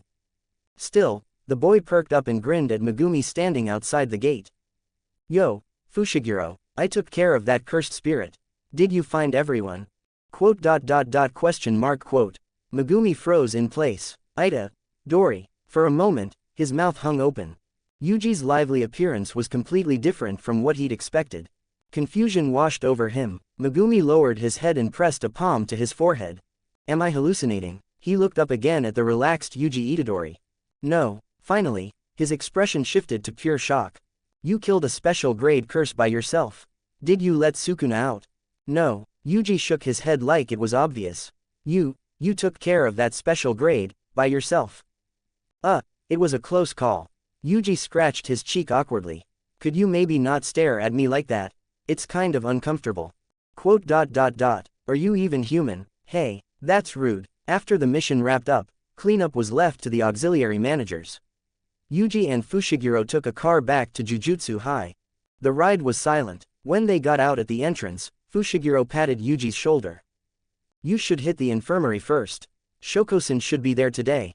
Got it. Because casualty rates for Jujutsu sorcerers were extremely high, Jujutsu High maintained a dedicated infirmary. When Yuji pushed the door open and walked in, he found a brown-haired woman in a white coat sitting behind a desk, flipping through files. An unlit cigarette dangled from her lips. Shoko Ieri, the school doctor, the only precious healer in the Jujutsu world capable of using the reverse curse technique on others. Yo, freshman. Shoko lifted her eyelids, expression flat. You're the brat who swallowed Sukuna's finger. Yes. Hello, Shoko-san, I'm Yuji Itadori. Yuji greeted her energetically. Sit over there. I heard you went on a mission today. How bad are the injuries? I'm fine. Just some superficial wounds and bruises. Superficial? Doesn't look like it. Shoko glanced at him. A cursed spirit that could injure you and Fushiguro this badly has to be at least grade 1, right? It was a special grade cursed wound, Megumi explained from the side. We were shorthanded, so it was just the two of us. To protect me, Itadori stayed behind alone to hold it off. That's how he got hurt. Shoko paused mid-bandage and looked up at Yuji. Special grade? Yeah, Yuji nodded. By yourself? Yeah, he nodded again. Didn't you just enroll a couple days ago? Yeah, Shoko fell silent for 2 seconds. Then she shook her head and went back to treating his wounds. Young people nowadays are getting more and more absurd. While Shoko worked, hurried footsteps echoed from outside the infirmary. Yo, everyone, I'm back. A tall figure appeared in the doorway. Satoru Gojo, wearing his signature black blindfold, carrying a delicate paper bag in his right hand. Gojo-sensei, the mission wrapped up early, so I came back ahead of schedule. Satoru strode in and set the bag on the table. Brought souvenirs for you guys. Sendai beef tongue and kikufuku. Come on, there's enough for everyone. He turned to look at Megumi. Right, Megumi, I heard you and Yuji went on a mission together this morning. You're both pretty banged up. How'd it go? It was, alright. Megumi's sweat dropped slightly. While Shoko continued treating Yuji, he recounted the entire mission. Anyway, I was worried at first. But thankfully, Itadori defeated that curse in the end and made it out. Hearing the full account, Satoru Gojo's expression went blank. You're saying Itadori soloed a special grade curse? Seriously. Satoru was stunned at first. Then confusion washed over him. He lowered his head and pressed a palm to his forehead, doing exactly what Megumi had done earlier. Am I hallucinating? He looked up again at the shy-looking Yuji Itadori. No, the intel checks out. Satoru immediately straightened. Then the man known as the strongest modern Jujutsu sorcerer suddenly grabbed Yuji and shook him vigorously. Yuji, You truly are the best student I've ever taught. Soloing a special grade on your second day. That's even crazier than your teacher was.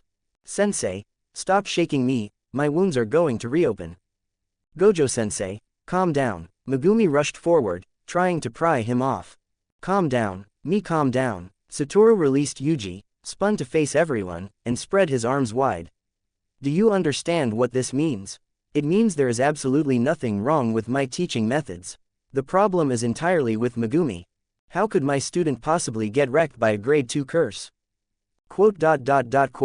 Megumi's face darkened instantly. What does that have to do with me?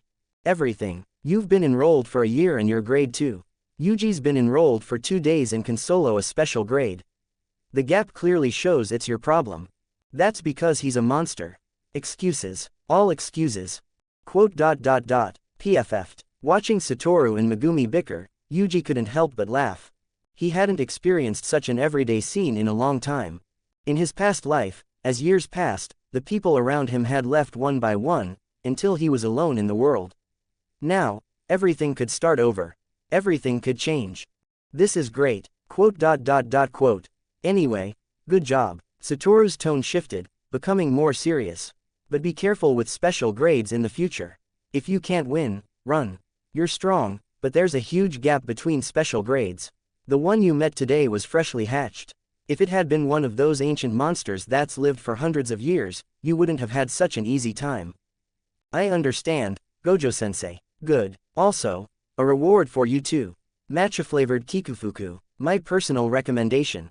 Satoru pulled a beautifully packaged pastry from the bag and handed it to Yuji. Ah, thanks. One for Shoko, one for Megumi. He smiled and distributed souvenirs to everyone. Megumi accepted his portion. He looked at Yuji and suddenly spoke. Itadori, I can't surpass you right now. But I'll work hard to catch up. Megumi's voice was serious. In the future, we'll get stronger together. Yuji blinked in surprise. Then he smiled. Yeah, let's get stronger together. The setting sun's afterglow streamed through the infirmary window, casting long shadows of the people inside. In this lifetime, Yuji Itadori was no longer alone. Chapter 11. The Exchange Event and Sekiro. Yuji, come find me tomorrow. I'll reach out with the details. Given your extraordinary talent, I'm going to give you some special one-on-one training. On top of that, I'll arrange for a senior grade 1 sorcerer who's compatible with you to accompany you on missions. Look forward to it. Quote. Got it. Under Shoko Ieri's treatment, the wounds on Yuji's body had mostly healed. He stood up, stretched his limbs, and nodded in agreement. A grade 1 sorcerer compatible with me. Nanami. Kento Nanami was the kind of adult who made you feel at ease just being around him. Thinking of him stirred a wave of nostalgia. Yuji had received a lot of guidance from Nanami back when he was just starting out. Then Fushiguro and I will take our leave. Goodbye, Gojo-sensei. Bye-bye. After bidding farewell to Satoru Gojo, Yuji followed Megumi out of the infirmary. Perhaps because they hadn't known each other long and hadn't found common ground, the atmosphere was a bit quiet. But then Megumi spoke up without looking back. Itadori, do you know about the Kyoto Sister School Goodwill event? Quote. Yuji knew, but he pretended otherwise. There are 2 schools like Jujutsu High. One's in Tokyo, that's us. The other's in Kyoto. Every year, our Tokyo school and the Kyoto school hold an exchange event. Basically a sparring competition. Put simply, it's a tournament-style showdown against students from the other school. Megumi kept it straightforward. I heard that to motivate the students, members of the big 3 sorcerer families will be participating this time. It should be interesting. Itadori, we need to win this one. Since you're so strong, I'm hoping you can contribute. Oh, sure, I'll do my best. Yuji nodded, but he was puzzled. In his past life, he'd participated in the Kyoto Sister School Goodwill event, but he didn't remember any mention of the big 3 families getting involved. And Megumi Fushiguro didn't seem like the type to obsess over winning or losing in something like an exchange event. The reason I'm telling you this is actually because of Meika-senpai. Before Yuji could ask, Megumi explained. Yuji remembered Maki Zenin, though their first meeting hadn't exactly been pleasant. Because of the big 3 families' involvement, someone named Naoya Zenin will be participating as the Zenin clan's representative. He's on the Kyoto school side. I heard from Panda-senpai that Naoya Zenin used to bully Meika-senpai back in the Zenin clan. She came to Jujutsu High because her own family looked down on her. So this event, it's a chance for her to prove herself. But the exchange event isn't just her stage alone. Our strength matters too. That's why she asked me to talk to you about it. Naoya Zenin. Yuji vaguely remembered the name. After the Shibuya incident, a man named Naoya Zenin had hunted him down. That guy, a highly skilled grade 1 sorcerer, had given him and his eldest brother Choso some trouble when he first appeared. The real issue was his personality. He'd flip his hair mid-fight. A total scumbag. But to the current Yuji Itadori, this Naoya Zenin was just a speed bump. Don't worry, I'll definitely beat him into the ground for Meika-senpai. Yuji clasped his hands together, enthusiasm radiating off him. You don't have to go that far. Just do your best. The guy is a grade 1 sorcerer. After returning to the dorm, Yuji showered first, washing off the blood and grime. His injuries were mostly healed. With some rare free time, he changed into a clean t-shirt and shorts, dried his hair, and sat down at his desk. Phew. On the desk sat a brand new computer, fully loaded with top-of-the-line peripherals. He'd specifically requested it from Satoru Gojo yesterday.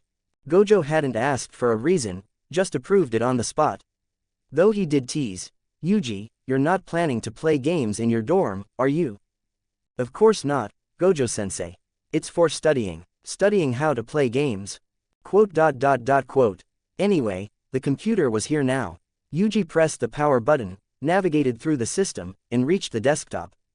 He really wasn't planning to game today. Despite having lived 68 years, Yuji maintained a youthful mindset and stayed curious about new things. No, his real goal was Sukuna. He called out internally. No response. "Sukuna, you there?" Still nothing. Yuji sighed. He knew Sukuna was definitely in there. Just ignoring him. He moved the mouse, opened Steam, went to his game library, and clicked on a title called Sekiro, Shadows Die Twice. The game was set in ancient Japan. Maybe Sukuna would find it interesting.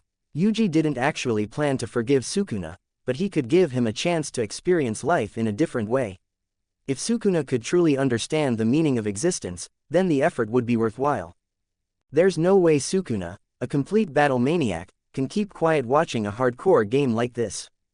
The corners of Yuji's mouth curled up. The game screen lit up. After a cinematic cutscene, the protagonist awoke in a dungeon at the foot of a mountain. Yuji worked the controls skillfully. After a long trek, he finally reached a house in a small town. 4 enemies guarded the gate. Yuji walked his character straight in. Clang clang clang. The 4 mobs rushed him. Yuji frantically clicked the left mouse button, but he didn't land a single hit. Instead, the soldiers hacked him to the ground. Death. Yuji scratched his head and hit revive, unwilling to accept defeat. This time he learned his lesson. He carefully snuck over the wall, intending to backstab the first soldier. But when he jumped, his character model got stuck on the gate's overhang. The stealth kill failed. Clang clang clang. Death. No way, I wasn't this bad before, was I? Yuji took a deep breath and adjusted his posture. One more time, I'll play seriously now. 3rd attempt. This time he killed the 4 soldiers, but was left with a sliver of health. He moved forward, only to encounter the first elite miniboss. Before Yuji could use a healing item, he was sent packing with a single slash. Death. 4th attempt. He challenged the miniboss again. Tried to parry this time, but his timing was always off. His guard broke every time. Death. 5th attempt. Death. 6th attempt. Death. I refuse to accept this. Yuji's face flushed red, veins popped on his forehead. His fingers clattered furiously across the keyboard. 7th attempt. Clang clang clang. He made progress this time. But when the miniboss was down to a sliver of health, Yuji's movements became frantic. Death. He sat in silence for 3 seconds.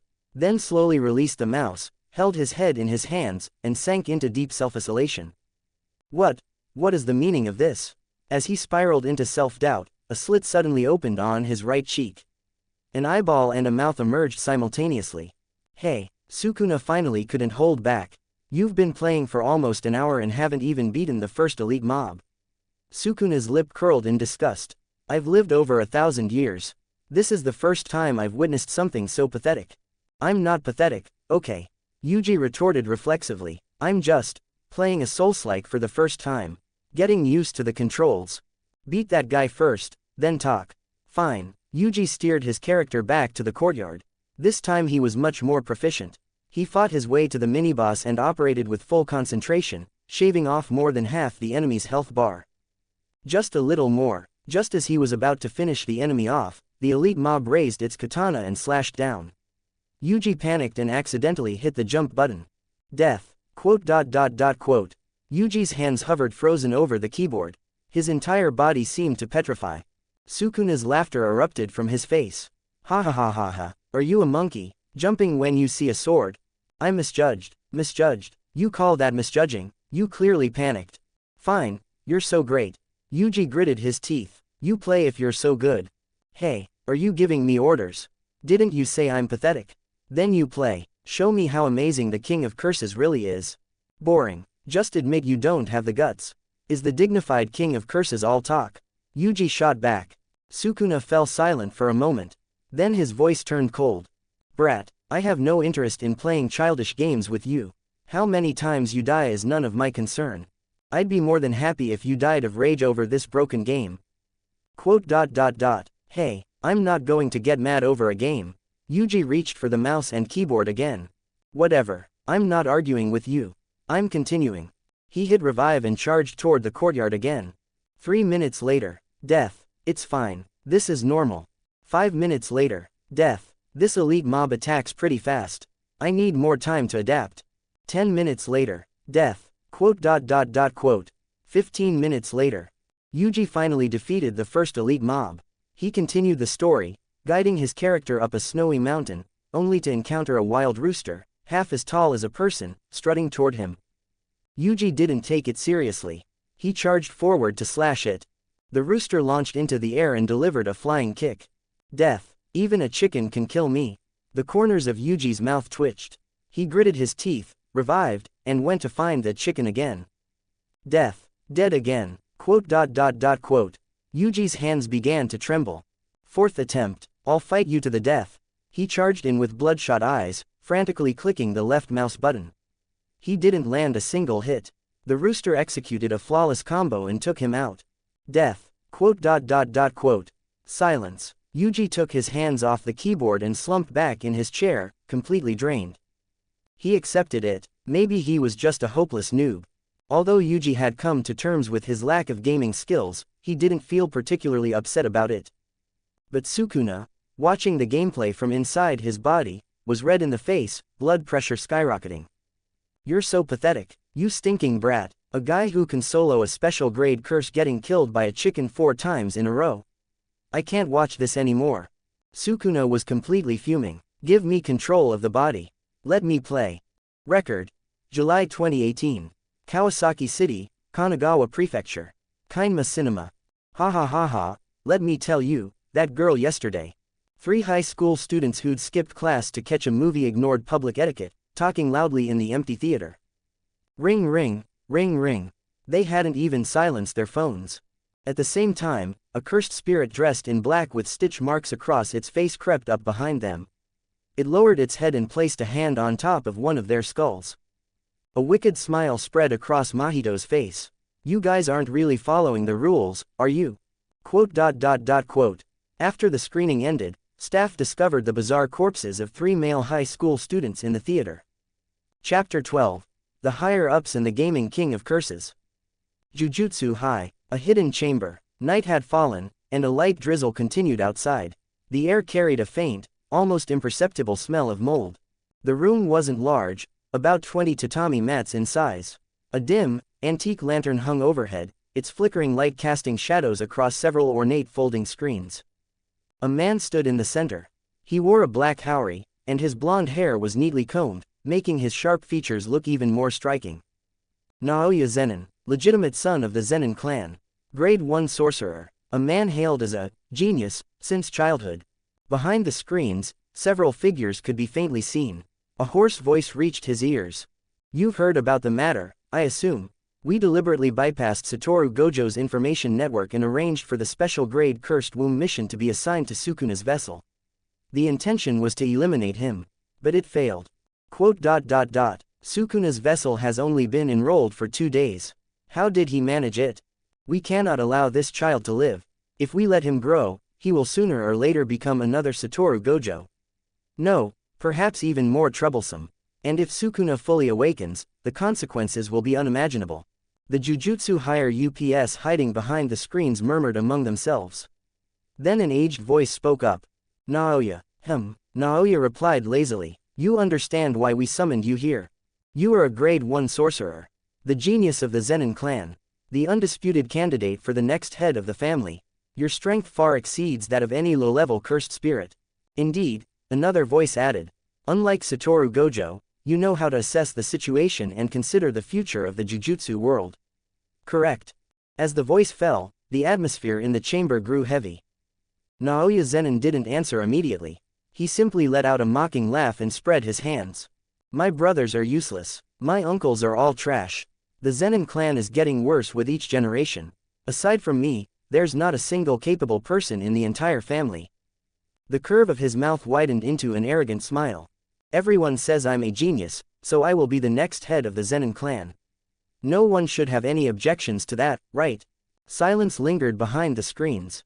Naturally, the aged voice said, we have never doubted your aptitude. Then what are you doing now? Naoya's voice turned cold, his narrow eyes sharpened, questioning my credibility. We wouldn't dare. Several voices rang out almost simultaneously, tinged with panic.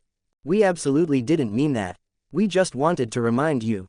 Remind me? I don't need reminding. Naoya tilted his head. Sukuna's vessel is strong, sure. But he only took out a special grade curse. That's just a stroke of good luck. If you ask me, Toji was far more impressive. Quote. No one answered from behind the screens. Naoya glanced around. Seeing no objections, he nodded in satisfaction. All right, relax. He waved his hand, his tone suddenly light, as if his arrogant attitude moments ago had never existed. You want that brat to disappear? It's not a big deal. You want me to participate in the Kyoto Sister School Goodwill event in a few days, right? Naoya revealed a wicked smile. I'll kill Yuji Itadori. Meanwhile, in Yuji's dorm. You think you can kill me with this level? Don't make me laugh. The pink-haired boy sat in front of the computer, intently working the mouse and keyboard. But unlike before, black marks now covered Yuji's face, extending down his torso and arms. A second pair of eyes had grown beneath his normal ones. Sukuna was currently in control. Clang clang clang. Sukuna's gameplay was a bit smoother than Yuji's. But only a bit. His arrogant attitude didn't last long before reality doused it with cold water. For some reason, the game placed several mobs designed to wear down the player's patience before every elite miniboss. This kind of proficiency-based game also tested patience. Sukuna made one careless mistake and got hacked to death by the elite mob. Death. The bright red text glared from the screen. Sukuna fell silent. PFF'd. Ha. You had the nerve to mock me, but you can't beat it either. Yuji was watching from within Sukuna's innate domain. His mocking laughter echoed through Sukuna's mind, making his head throb. That was just carelessness. Sukuna's face flushed red, veins popped on his forehead.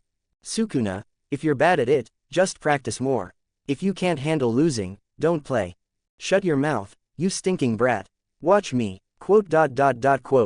Sukuna seemed completely absorbed in the game. After getting familiar with the controls, his gameplay became razor sharp. He eventually cut through several elite minibosses like they were nothing. See that, you stinking brat? Wasn't that easy? Unknowingly, more than an hour had passed. Alright, I admit you're a little better than me. Seeing Sukuna get so invested, Yuji knew his plan was half successful. He hadn't expected Sukuna to get this hooked, but considering people in the Heian era didn't have many forms of entertainment, and Sukuna could only sit in his body staring at nothing out of boredom, it wasn't entirely surprising. Good that you understand, brat. Get the hierarchy between us straight. But this game is pretty fun, right? Hey, Sukuna scoffed. Although it's nothing more than playing house, I can acknowledge its challenge. Alright, it's getting late. I have a mission tomorrow. Time to give the body back. Yuji gathered his consciousness and reached for control. Sukuna didn't resist. The pitch-black cursed marks faded as Yuji regained his body. Phew, he stood up from the chair, then raised his right hand, palm facing up. Scarlet blood seeped from his palm and condensed into a fist-sized orb hovering in the air. Blood manipulation. Convergence. This was a practice he did every night before bed, controlling the shape, density, and flow rate of the blood to build muscle memory. Under his control, the blood orb constantly shifted forms. Sphere, cube, spikes, each shape held perfectly stable, without the slightest waver. Not bad. Yuji nodded in satisfaction and retracted the blood into his body. After today's battle, his mastery over blood manipulation had improved another level. And because he'd consumed the third Sukuna finger, his cursed energy reserves had grown as well. With Yuji's efficiency in utilizing cursed energy, every single finger represented a qualitative leap. Sukuna was also becoming a bit more human. Turning over a new leaf might actually be possible. Next step: eat more fingers, then deal with the 4 disaster curses. He stretched, turned, and walked toward his bed, hand reaching for the light switch. I should get to bed early. Busy day tomorrow. If I'm right, Gojo-sensei should be introducing me to Nanami-san. Yuji guessed based on his past life memories. If that's the case, then the day I meet Mahito isn't far off.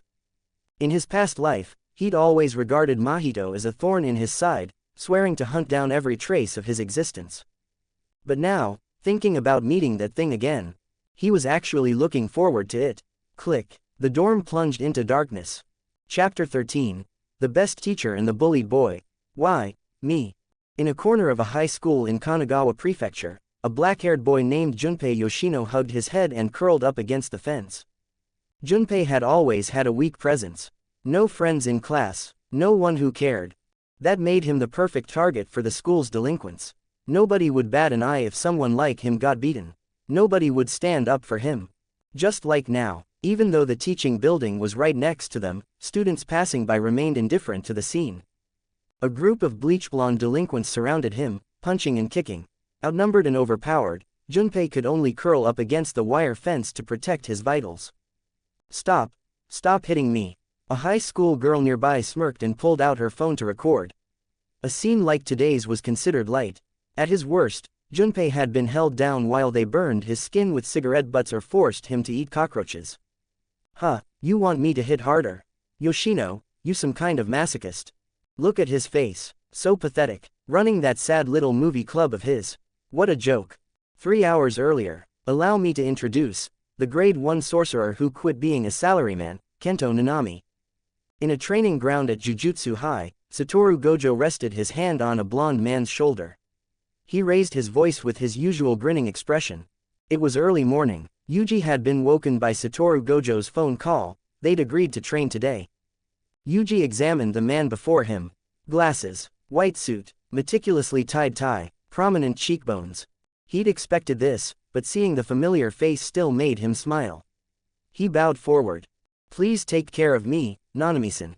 Please take care of me, Itadori-kun. Kento Nanami returned the bow, then adjusted his glasses.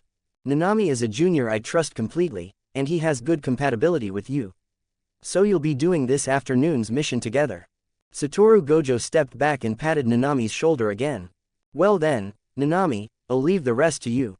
Kento Nanami nodded. Itadori-kun, I've heard you're an incredible genius, so Gojo-san asked me to teach you a skill. A skill? Yuji was curious. Black Flash. Kento Nanami spoke the words deliberately. Gojo-san believes you have the potential to unleash it. He specifically asked me to instruct you. Quote. When the delay between a physical strike and the impact of cursed energy falls within 0.000001 seconds, the cursed energy causes a spatial distortion, resulting in a special. While Nanami was explaining, Yuji walked over to a training dummy. Like this, he mobilized all his cursed energy, concentrated it in his right hand, and threw a punch. The cyan cursed energy flame instantly transformed into pitch-black lightning wrapping around his arm. The violent force blasted the dummy into smithereens. Bang! Kento Nanami and Satoru Gojo witnessed the entire process of the boy casually using Black Flash. I noticed it when I was fighting that special grade curse. So that's what it's called, Black Flash. Kento Nanami. Satoru Gojo. No sorcerer could use Black Flash at will. Right, Nanami had barely managed it since his 4 consecutive Black Flashes during the night parade of 100 demons. And Satoru Gojo simply had no opponent who could withstand a single punch from him. At the very least, the black flash talent Yuji was displaying was far beyond their reach. It hurts, it hurts, it hurts, it hurts. Hey, Yoshino, want another scar on your forehead? Don't touch me, hold him down, don't touch me. Two delinquents pinned Junpei's arms. A third held a lit cigarette in one hand and lifted the bangs covering half of Junpei's face with the other. Beneath the hair, his forehead was covered in scars from cigarette burns. Why don't these people just die? Why does it have to be me? What kind of mindset do guys like this live with? What right does trash like this have to exist? Junpei was just a frail high school student. He couldn't fight back. He hated them from the bottom of his heart. But he never dared voice that hatred. The delinquent pressed the lit end of the cigarette against his forehead. Hiss. Beyond the pain, the humiliation was unbearable. Hey, what do you think you're doing? A low voice came from behind. The delinquents turned. Junpei barely opened his smoke-irritated, tear-blurred eyes and saw a pink-haired boy in a school uniform standing nearby. But the sunny smile that should have been on that face was completely absent. Replaced by chilling indifference. Huh, the one holding the cigarette looked the newcomer up and down and scoffed. Who are you? Mind your own business. Get lost. Did you hear me? Scram if you don't want to get hurt. Yuji said flatly. I said let him go. Your minds are clearly unhealthy. I hope your brains haven't rotted too. There was almost no emotion in the boy's voice. That terrifying calm made the delinquents instinctively uneasy. The leader raised an eyebrow, flicked the cigarette to the ground, crushed it under his toe, and swaggered toward Yuji. You tired of living? Do you know who we are? No. Do you know what school this is? No. Then what the hell are you? The delinquent raised a finger, intending to jab Yuji's forehead. Get the F. Before he could finish, that impolite finger was caught in an iron grip. Hiss. Yuji held the finger and gently bent it upward. He barely applied pressure, but the delinquent's face went pale instantly. Ah, it hurts. Hurts hurts hurts. Listen. Yuji's tone was calm. Swearing doesn't make you look cool. Neither does bullying people. You. The delinquent grimaced and swung his other fist at Yuji's face. Yuji tilted his head. The fist brushed past his ear without touching a hair. He released the finger. The delinquent stumbled back, clutching his reddened hand, expression caught between shock and rage. What are you standing around for? Get him. The other two exchanged glances, released Junpei, rolled up their sleeves, and charged. You asked for it, kid. One sprinted forward and swung at Yuji's face. To Yuji, the movement looked like slow motion. The weak punch posed no threat. He didn't even bother dodging. Just before it landed, he struck first, a single punch to the face. The force was controlled, but the delinquent's face caved in from the impact. His nose broke with a crack. Bang! His back slammed into a metal trash can 5 meters away. His eyes rolled back, and he went limp. Quote. The air seemed to freeze. The remaining delinquents stood paralyzed, mouths hanging open. The girl recording nearby nearly dropped her phone. Her mocking expression had shifted to terror. You. The one who'd held the cigarette earlier stumbled backward, lips trembling. His foot caught on something, and he fell flat on his rear. Yuji looked down at him expressionlessly. Want to continue? No. Yuji repeated the word. His tone remained flat. When you were hitting him just now, did you say, no? What do you want? I'm warning you, my dad is. I don't care who your dad is.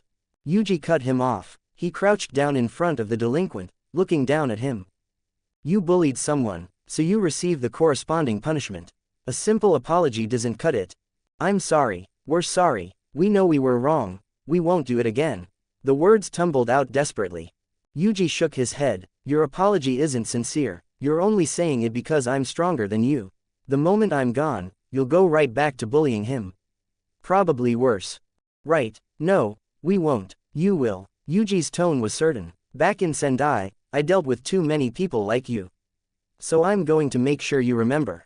Remember. The delinquent's voice trembled. Yuji didn't answer. He reached down, grabbed the guy's collar, and lifted him off the ground like a chick.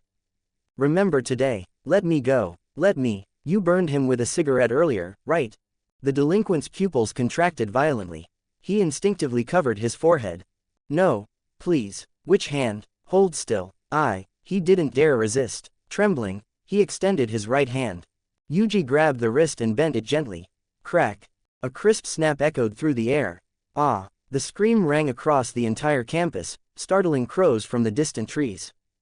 Yuji released him, then turned to the others.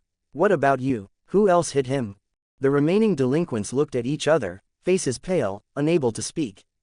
Not talking. I hit him. One quickly raised his hand. But I only kicked him twice. I hit him too. Me too. They scrambled to confess, terrified that hesitation would earn them something worse. Yuji nodded. Good. Everyone slaps themselves 20 times. Make it loud. If it's too late, you start over. TT20. Then 50. Sorry. We'll do it. We'll do it.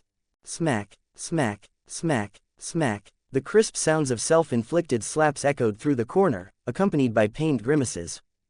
Yuji stood to the side, arms crossed, watching expressionlessly. By the time they finished, their faces were swollen like balloons. Remember the pain. If I find out you're bullying anyone again, Yuji paused. Next time won't be this simple. Yes, we won't. We'll never do it again. They scrambled to their feet, dragged their unconscious friend, and fled without looking back. Chapter 14. The Truth About Curses and the Encounter. Only 2 people remained in what had been a lively corner. Yuji ignored the fleeing delinquents and turned his attention to Junpei Yoshino, still slumped on the ground. You okay, kid? Why? Junpei buried his head in his knees. His hoarse voice barely reached Yuji's ears. You don't even know me. Why did you help? Do I need a reason to help someone? Yuji raised an eyebrow like it was the most obvious thing in the world. I couldn't just pretend I didn't see what was happening. Besides, Junpei Yoshino, you're one of my regrets from my past life. When Yuji was still young and weak, he'd befriended this boy. But Junpei had been targeted by Mahito from the very beginning, used as a tool to draw out Sukuna. In the end, Mahito killed him right in front of Yuji using idol transfiguration. Everything he couldn't do in his past life, he would make up for now. Because of that, Junpei looked up, eyes red. He stared at Yuji in disbelief. Because of that, you should go. The commotion just now, the teachers probably heard. That guy who burned me with the cigarette, I heard his father's rich. Nobody dares cross him, you'll get in trouble too. Let them come, I'll beat them up every time I see them. Yuji extended his hand. I'm Yuji Itadori, and you? Junpei stared at the outstretched hand, stunned. Other than his mother, this was the first time anyone had cared about his feelings. I'm Junpei Yoshino. He hesitated, but eventually took Yuji's hand and let himself be pulled to his feet. Come on, I'll take you to get patched up. 1 hour earlier. Inside a hotel in Kanagawa Prefecture. The wall behind Kento Nanami was covered with photos and key intelligence regarding the mission. Because Gojo-san has frequent business trips, I'll be accompanying you on this one, Itadori-kun. Got it. Yuji nodded. You're aware of the murders at Kinma Cinema, correct? 3 delinquent youths were carried out of the theater with their bodies severely distorted, certain areas grotesquely swollen, each suffering varying degrees of deformity. I went to the scene with the auxiliary team to investigate. We found traces of a curse. At the cinema, we identified a boy named Junpei Yoshino. He hurriedly left after witnessing the victims' deaths. His expression and behavior suggested he'd seen something terrifying. Very suspicious. Kento Nanami took a photo from the wall and handed it to Yuji. I want you to investigate him. Yuji and Junpei walked along the sidewalk until they reached the riverbank across the street. Alright, no one will bother us here.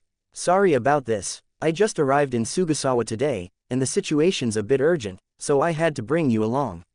Mind if we talk? Yuji sat down on the stone steps by the grass and waved Junpei over. That's fine. Junpei sat beside him, looking confused. Weren't you going to take me to a hospital? The situation was a bit strange, but considering Yuji had just saved him, Junpei followed without protest. For some reason, Yuji's presence gave him a unique feeling. Clearly strong, but without any arrogance. The afternoon sun illuminated Yuji's profile. A breeze drifted past. His features weren't particularly refined, but together they were pleasant to look at. Especially those amber eyes, they gave off a strong sense of approachability. He's pretty good-looking. I'm jealous. Junpei lowered his gaze. Unlike himself. No social skills, no friends, a weak body, and certainly not handsome. We don't need a hospital. I've got a better method. Yuji smiled and reached toward Junpei. Hold still for a second. This'll be quick. Okay. Yuji lifted the hair covering half of Junpei's face and found his forehead covered in cigarette burn scars. His expression darkened for a moment, but he quickly recovered. He placed his palm over the wounds. A warm white light enveloped Junpei's forehead. Reverse curse technique. This high-level healing skill could easily regenerate severed limbs. Yuji couldn't use it freely yet, but healing minor burns posed no problem. Strange. It feels so warm. Junpei was stunned. When Yuji pulled his hand away, the stinging pain was gone. He quickly touched his forehead. The burn scars had vanished. What? How did you do that? Shock and joy flooded the boy's face. As you can see, I'm a Jujutsu sorcerer. Yuji answered. I came here to investigate you. Question mark. Think of us as a team that handles supernatural cases. Yesterday afternoon, you watched a movie at Kinma Cinema, right? Ah. 3 male high school students were brutally murdered by a curse there. We spotted you on the security cameras. Judging from your expression and behavior, we suspect you saw something. Yuji gave him a slight nod. Yoshino-kun, please tell me the truth. The curse responsible might be special grade. That's very serious. In truth, based on his past life memories, Yuji had already guessed Mahito was responsible the moment he saw those deformed corpses. Given the timeline, Mahito should have already made contact with Junpei. Unfortunately, he was a step too late. Otherwise, he could have intercepted him. Yuji had considered knocking Junpei out and taking him directly to Jujutsu High. But doing so would likely alert Kenjaku and Mahito, who were watching from the shadows. Gojo-sensei was constantly away on business trips, he had no time to deal with this. If Yuji provoked Kenjaku now, no one at Jujutsu High could handle him. So he decided to take it step by step. Junpei was clearly stunned. This boy is looking for Mahito-san. I'm sorry, I didn't see anything. As for curses, I've only recently been able to see them. Mahito had been keeping an eye on Junpei for a while now. To force Sukuna out of Yuji's body and thereby gain more control over the vessel, Mahito was playing the long game. He'd approached Junpei by killing the delinquents, taught him about curses, and deceived him. Is that so? Yuji studied Junpei with suspicion. You'd better not be lying. It's true. Under Yuji's gaze, Junpei turned away nervously. But just as his heartbeat quickened, Yuji dropped the questioning. All right then, nothing else to ask. He waved it off. Junpei blinked, clearly not expecting him to give up so easily. You're not going to press further? Nope, but just in case, there's something I want you to understand, Yoshino-kun. Since this is your first time encountering curses, you probably don't know where they come from, right? Junpei shook his head. Yuji spoke seriously. Curses are born from human negative emotions. Fear, sorrow, anger, resentment. When these feelings accumulate, they give birth to curses. Therefore, all curses are inherently evil, fundamentally opposed to humans. Low-level curses have no intelligence. They only have the instinct to devour humans etched into their beings, like beasts hunting when hungry. A small portion of special-grade curses possess intelligence. Yuji's voice deepened. They're even more terrifying than the mindless ones. Why, if they have intelligence, shouldn't they? Junpei immediately thought of Mahito-san, who had taught him so many things, and tried to argue. Shouldn't they be able to communicate? Be reasonable. Yuji shook his head. It's the opposite. I encountered a case involving a curse a few months back. That curse possessed human-level intelligence and raised an orphaned little girl. But don't think it developed compassion. It first crippled the girl, then made her go out and beg. Seeing such a lonely, helpless child, compassionate adults would approach to ask what was wrong. The girl would lure them home, and then the curse would catch them all in one sweep. Yuji let out a long sigh. By the time I arrived, the girl hadn't escaped its clutches either. A bead of cold sweat rolled down Junpei's forehead. Impossible, but Mahito-san is clearly a good person. Just like how a cat catches a mouse but doesn't eat it right away, playing with it first, letting it run far before catching it again, over and over until it gets bored and finally takes a bite. Intelligent curses treat humans the same way. Be careful, Yoshino-kun. If you ever see a curse, run immediately and call for help. I understand. Thank you. Seeing the hesitation in Junpei's eyes, Yuji knew his goal was achieved. Now he just had to wait. Besides, Nanami should be encountering Mahito right about now. Yuji knew his turn would come soon. Currently, some of Sukuna's 20 fingers were still missing. Some were in Jujutsu High's storehouse. Yuji guessed others were probably in Kenjaku's hands. Who knew, maybe this time he could seize the opportunity to consume the fourth finger. Meanwhile, on the other side, Kento Nanami followed the curse's trail into the city's sewers. His leather shoes echoed through the narrow passage. He gripped a short blade in one hand, surrounded by the corpses of deformed monsters.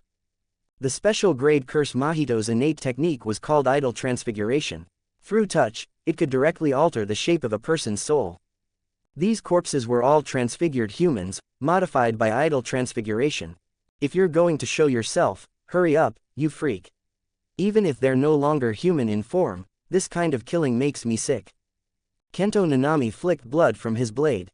At that moment, a figure appeared in the passage ahead. Oh my, that's great. If Satoru Gojo had come, that would have been troublesome. But someone too weak wouldn't be useful for experiments either. Mahito approached the blonde man with a grin, several compressed souls of transfigured humans clutched in his hands. Kento Nanami said coldly, I hate overtime. Let's get this over with. Chapter 16. The Trap. Junpei Yoshino felt as though he'd been struck by lightning. Under the bewildered stares of his club members, he bolted from the classroom like a madman. After flagging down a taxi on the street, he headed straight for the hospital Yuji had mentioned. Please be okay, please be okay. I'm begging you. He practically sprinted through the hospital doors. The pungent smell of disinfectant, nurses and patients coming and going, his eyes frantically scanned the room numbers lining the corridor until he finally stopped in front of a ward. The door was ajar. He pushed it open and found Yuji Itadori sitting by the bed. Nagi Yoshino lay quietly upon it, her face slightly pale. Her eyes were closed, unconscious. Itadori-kun, my mom, is she? She's fine, just unconscious. She should wake up after a couple days of rest. Itadori-kun. Junpei's voice cracked with emotion. What exactly happened? Yuji stood and pulled something from his pocket, a completely brownish-black, corpse-like finger. Quote. This morning, while I was patrolling nearby, I sensed a cursed object's aura near your house. Sukuna's finger. A special grade cursed object. This thing attracts curses. I don't know who placed it near your home. Fortunately, I arrived in time. Your mom got caught in the crossfire of my fight with the curse, but I treated her immediately. She's just unconscious. Although he'd picked up a Sukuna finger for free, Yuji was genuinely worried about Junpei. As Junpei listened, his body began to tremble. Cold sweat covered his face, and the overwhelming feeling of having narrowly escaped disaster washed over him. She's really okay. She's really okay. Don't worry, Yoshino-kun. After receiving Yuji's confirmation, the crushing weight that had been suffocating him finally lifted. Thank God, it's a good thing you were there, Itadori-kun. If it weren't for you, I wouldn't know what to do. If the most important person to me was gone, I think I'd lose my mind. Junpei's eyes were red. It's a good thing I met you. Yuji nodded silently. He stepped forward and patted Junpei's back. It's fine. Your mom's going to recover, right? Yeah, I'm really glad you're here, Itadori-kun. Junpei wiped his eyes and forced the corners of his mouth into a smile. Quote. Yuji thought of his past life. Back then, Junpei couldn't save his mother. After losing her, he was dragged completely into the abyss by Mahito, and ultimately died in some forgotten corner, unknown to anyone. Even Yuji had been the only one who knew. But he wouldn't let that happen again. He would save everyone. On the rooftop of an office building adjacent to the hospital, two figures stood side by side, gazing down at the illuminated window of the ward below. Mahito crouched at the rooftop's edge, chin resting on his hand, long blue hair blown messy by the wind. Oh my, seems there's a little flaw in my plan. Hearing Mahito mutter to himself, the man behind him simply smiled. Arms crossed, expression calm, he gazed at the window below. Kenjaku spoke. I told you, Sukuna's vessel, his talent far exceeds your imagination. His perception is sharp, I'll give him that. A flash of annoyance crossed Mahito's eyes. I only just placed the finger nearby, and he found it that quickly. Could Sukuna have used resonance to help him? So you admit your mistake. Mistake. Mahito chuckled, stood up, and dusted off his pants. I wouldn't call it a mistake. Just a minor hiccup. As long as Sukuna's vessel and that boy establish a bond, the plan isn't a failure. Kenjaku glanced at him. Are you going to confront him directly? Directly. A meaningful smile spread across Mahito's face. Of course not. I hate head-on confrontations. Hey, are you that confident you can defeat Sukuna's vessel? Do you need my help? No need. Don't trouble yourself with something so trivial, Geto. Mahito grinned. Just sit back and watch my performance. Meanwhile, inside the hospital room, Yuji handed a document to Junpei. This is your mom's examination report and the medical expense summary. Take a look. Junpei took the papers. For some reason, the report was folded in half, obscuring the back. His eyes scanned the text: blood pressure, heart rate, brain CT, hospitalization fees, medical costs. A string of numbers and medical terminology. There's something on the back. Yuji's voice was soft. Quote. Okay. Junpei unfolded the report and flipped it over.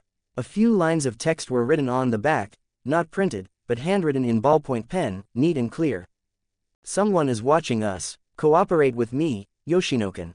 Junpei's pupils contracted. He instinctively wanted to look toward the window, but Yuji's hand pressed down on his shoulder first. Yoshino-kun, don't worry about your mom's medical expenses. I'll help cover them. Junpei froze, quickly suppressing his shocked expression.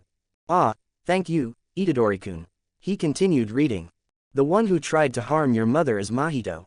Please believe me. My companion was attacked by Mahito yesterday. He told me everything. I'll explain it to you now. Junpei was completely stunned. His fingers clenched the paper. The full picture was condensed onto that small sheet. How Mahito had targeted him. How he'd used the deaths of those 3 delinquents to get close. How he'd planned to use Junpei to draw out Sukuna. How he'd placed Sukuna's finger near Junpei's house, intending to have a curse kill his mother. Junpei read word by word. His expression shifted from shock to confusion, from confusion to fear. Mahito's smiling face, their gentle conversations, their philosophical discussions about humans and curses. Was all of that fake? Was it all just to use me? No, Junpei hesitated. Are those 3 delinquents special to you? I killed them. Don't worry, nothing will happen. I just stitched their souls together. What, you don't mind, Junpei? Oh good. You want revenge? I can help you. I affirm everything about you, Junpei. The black-haired boy recalled every leading word the curse had spoken to him. Cold sweat suddenly soaked his back. Sorry, Junpei. I'm busy and can't stay right now. You'll have to look after your mom by yourself. You're leaving? Yeah, I have some things to handle. Yuji's gaze was steady. Remember, no matter what happens next, don't trust anyone but yourself. He patted Junpei's shoulder, then left without looking back. Quote. Time rewinds to the previous night. Beep beep beep, beep beep beep, beep beep beep. Yuji had been at the Yoshino residence. While chatting with Junpei, his phone rang. He picked up. The caller ID showed Kento Nanami. Hello, Nanami-san, Itadori-kun. During my investigation, I encountered the culprit behind this incident. Kento Nanami's voice came through, briefly explaining the situation. I'm injured and need to return to Jujutsu High for treatment from Shokosen. The opponent is a powerful special grade curse. Ijichi will come pick you up shortly. Let's regroup and discuss strategy before making a move. No need. I'll stay here alone. Focus on healing, Nanami-san. What? Return immediately. Beep. Beep. Beep. Yuji hung up. The current situation had been intentionally guided by him. His goal wasn't just to defeat Mahito physically, he wanted to crush him mentally. The reason he'd sent Kento Nanami away was simple. He wanted a one-on-one duel. Yuji intended to use Black Flash to beat Mahito until he completely doubted his own existence. To make Mahito experience the feeling of being utterly overwhelmed. To carve a brand of terror named Yuji Itadori into his very soul. He wanted Mahito to feel an unprecedented fear. To be terrified of him for the rest of his existence, so that just hearing the name, Yuji Itadori, would make his legs go weak and his body tremble. If he wanted to, he could absolutely make it happen. Time returns to the present. Junpei sat by the bed, silently watching over his mother. At that moment, a figure appeared in the doorway. Yo, Junpei, I heard your mom got sick and was hospitalized, so I came to check on her. You really had me worried. Mahito. Note: the author skipped directly from chapter 14 to 16. This is just a naming error by the author and does not affect the content or reading.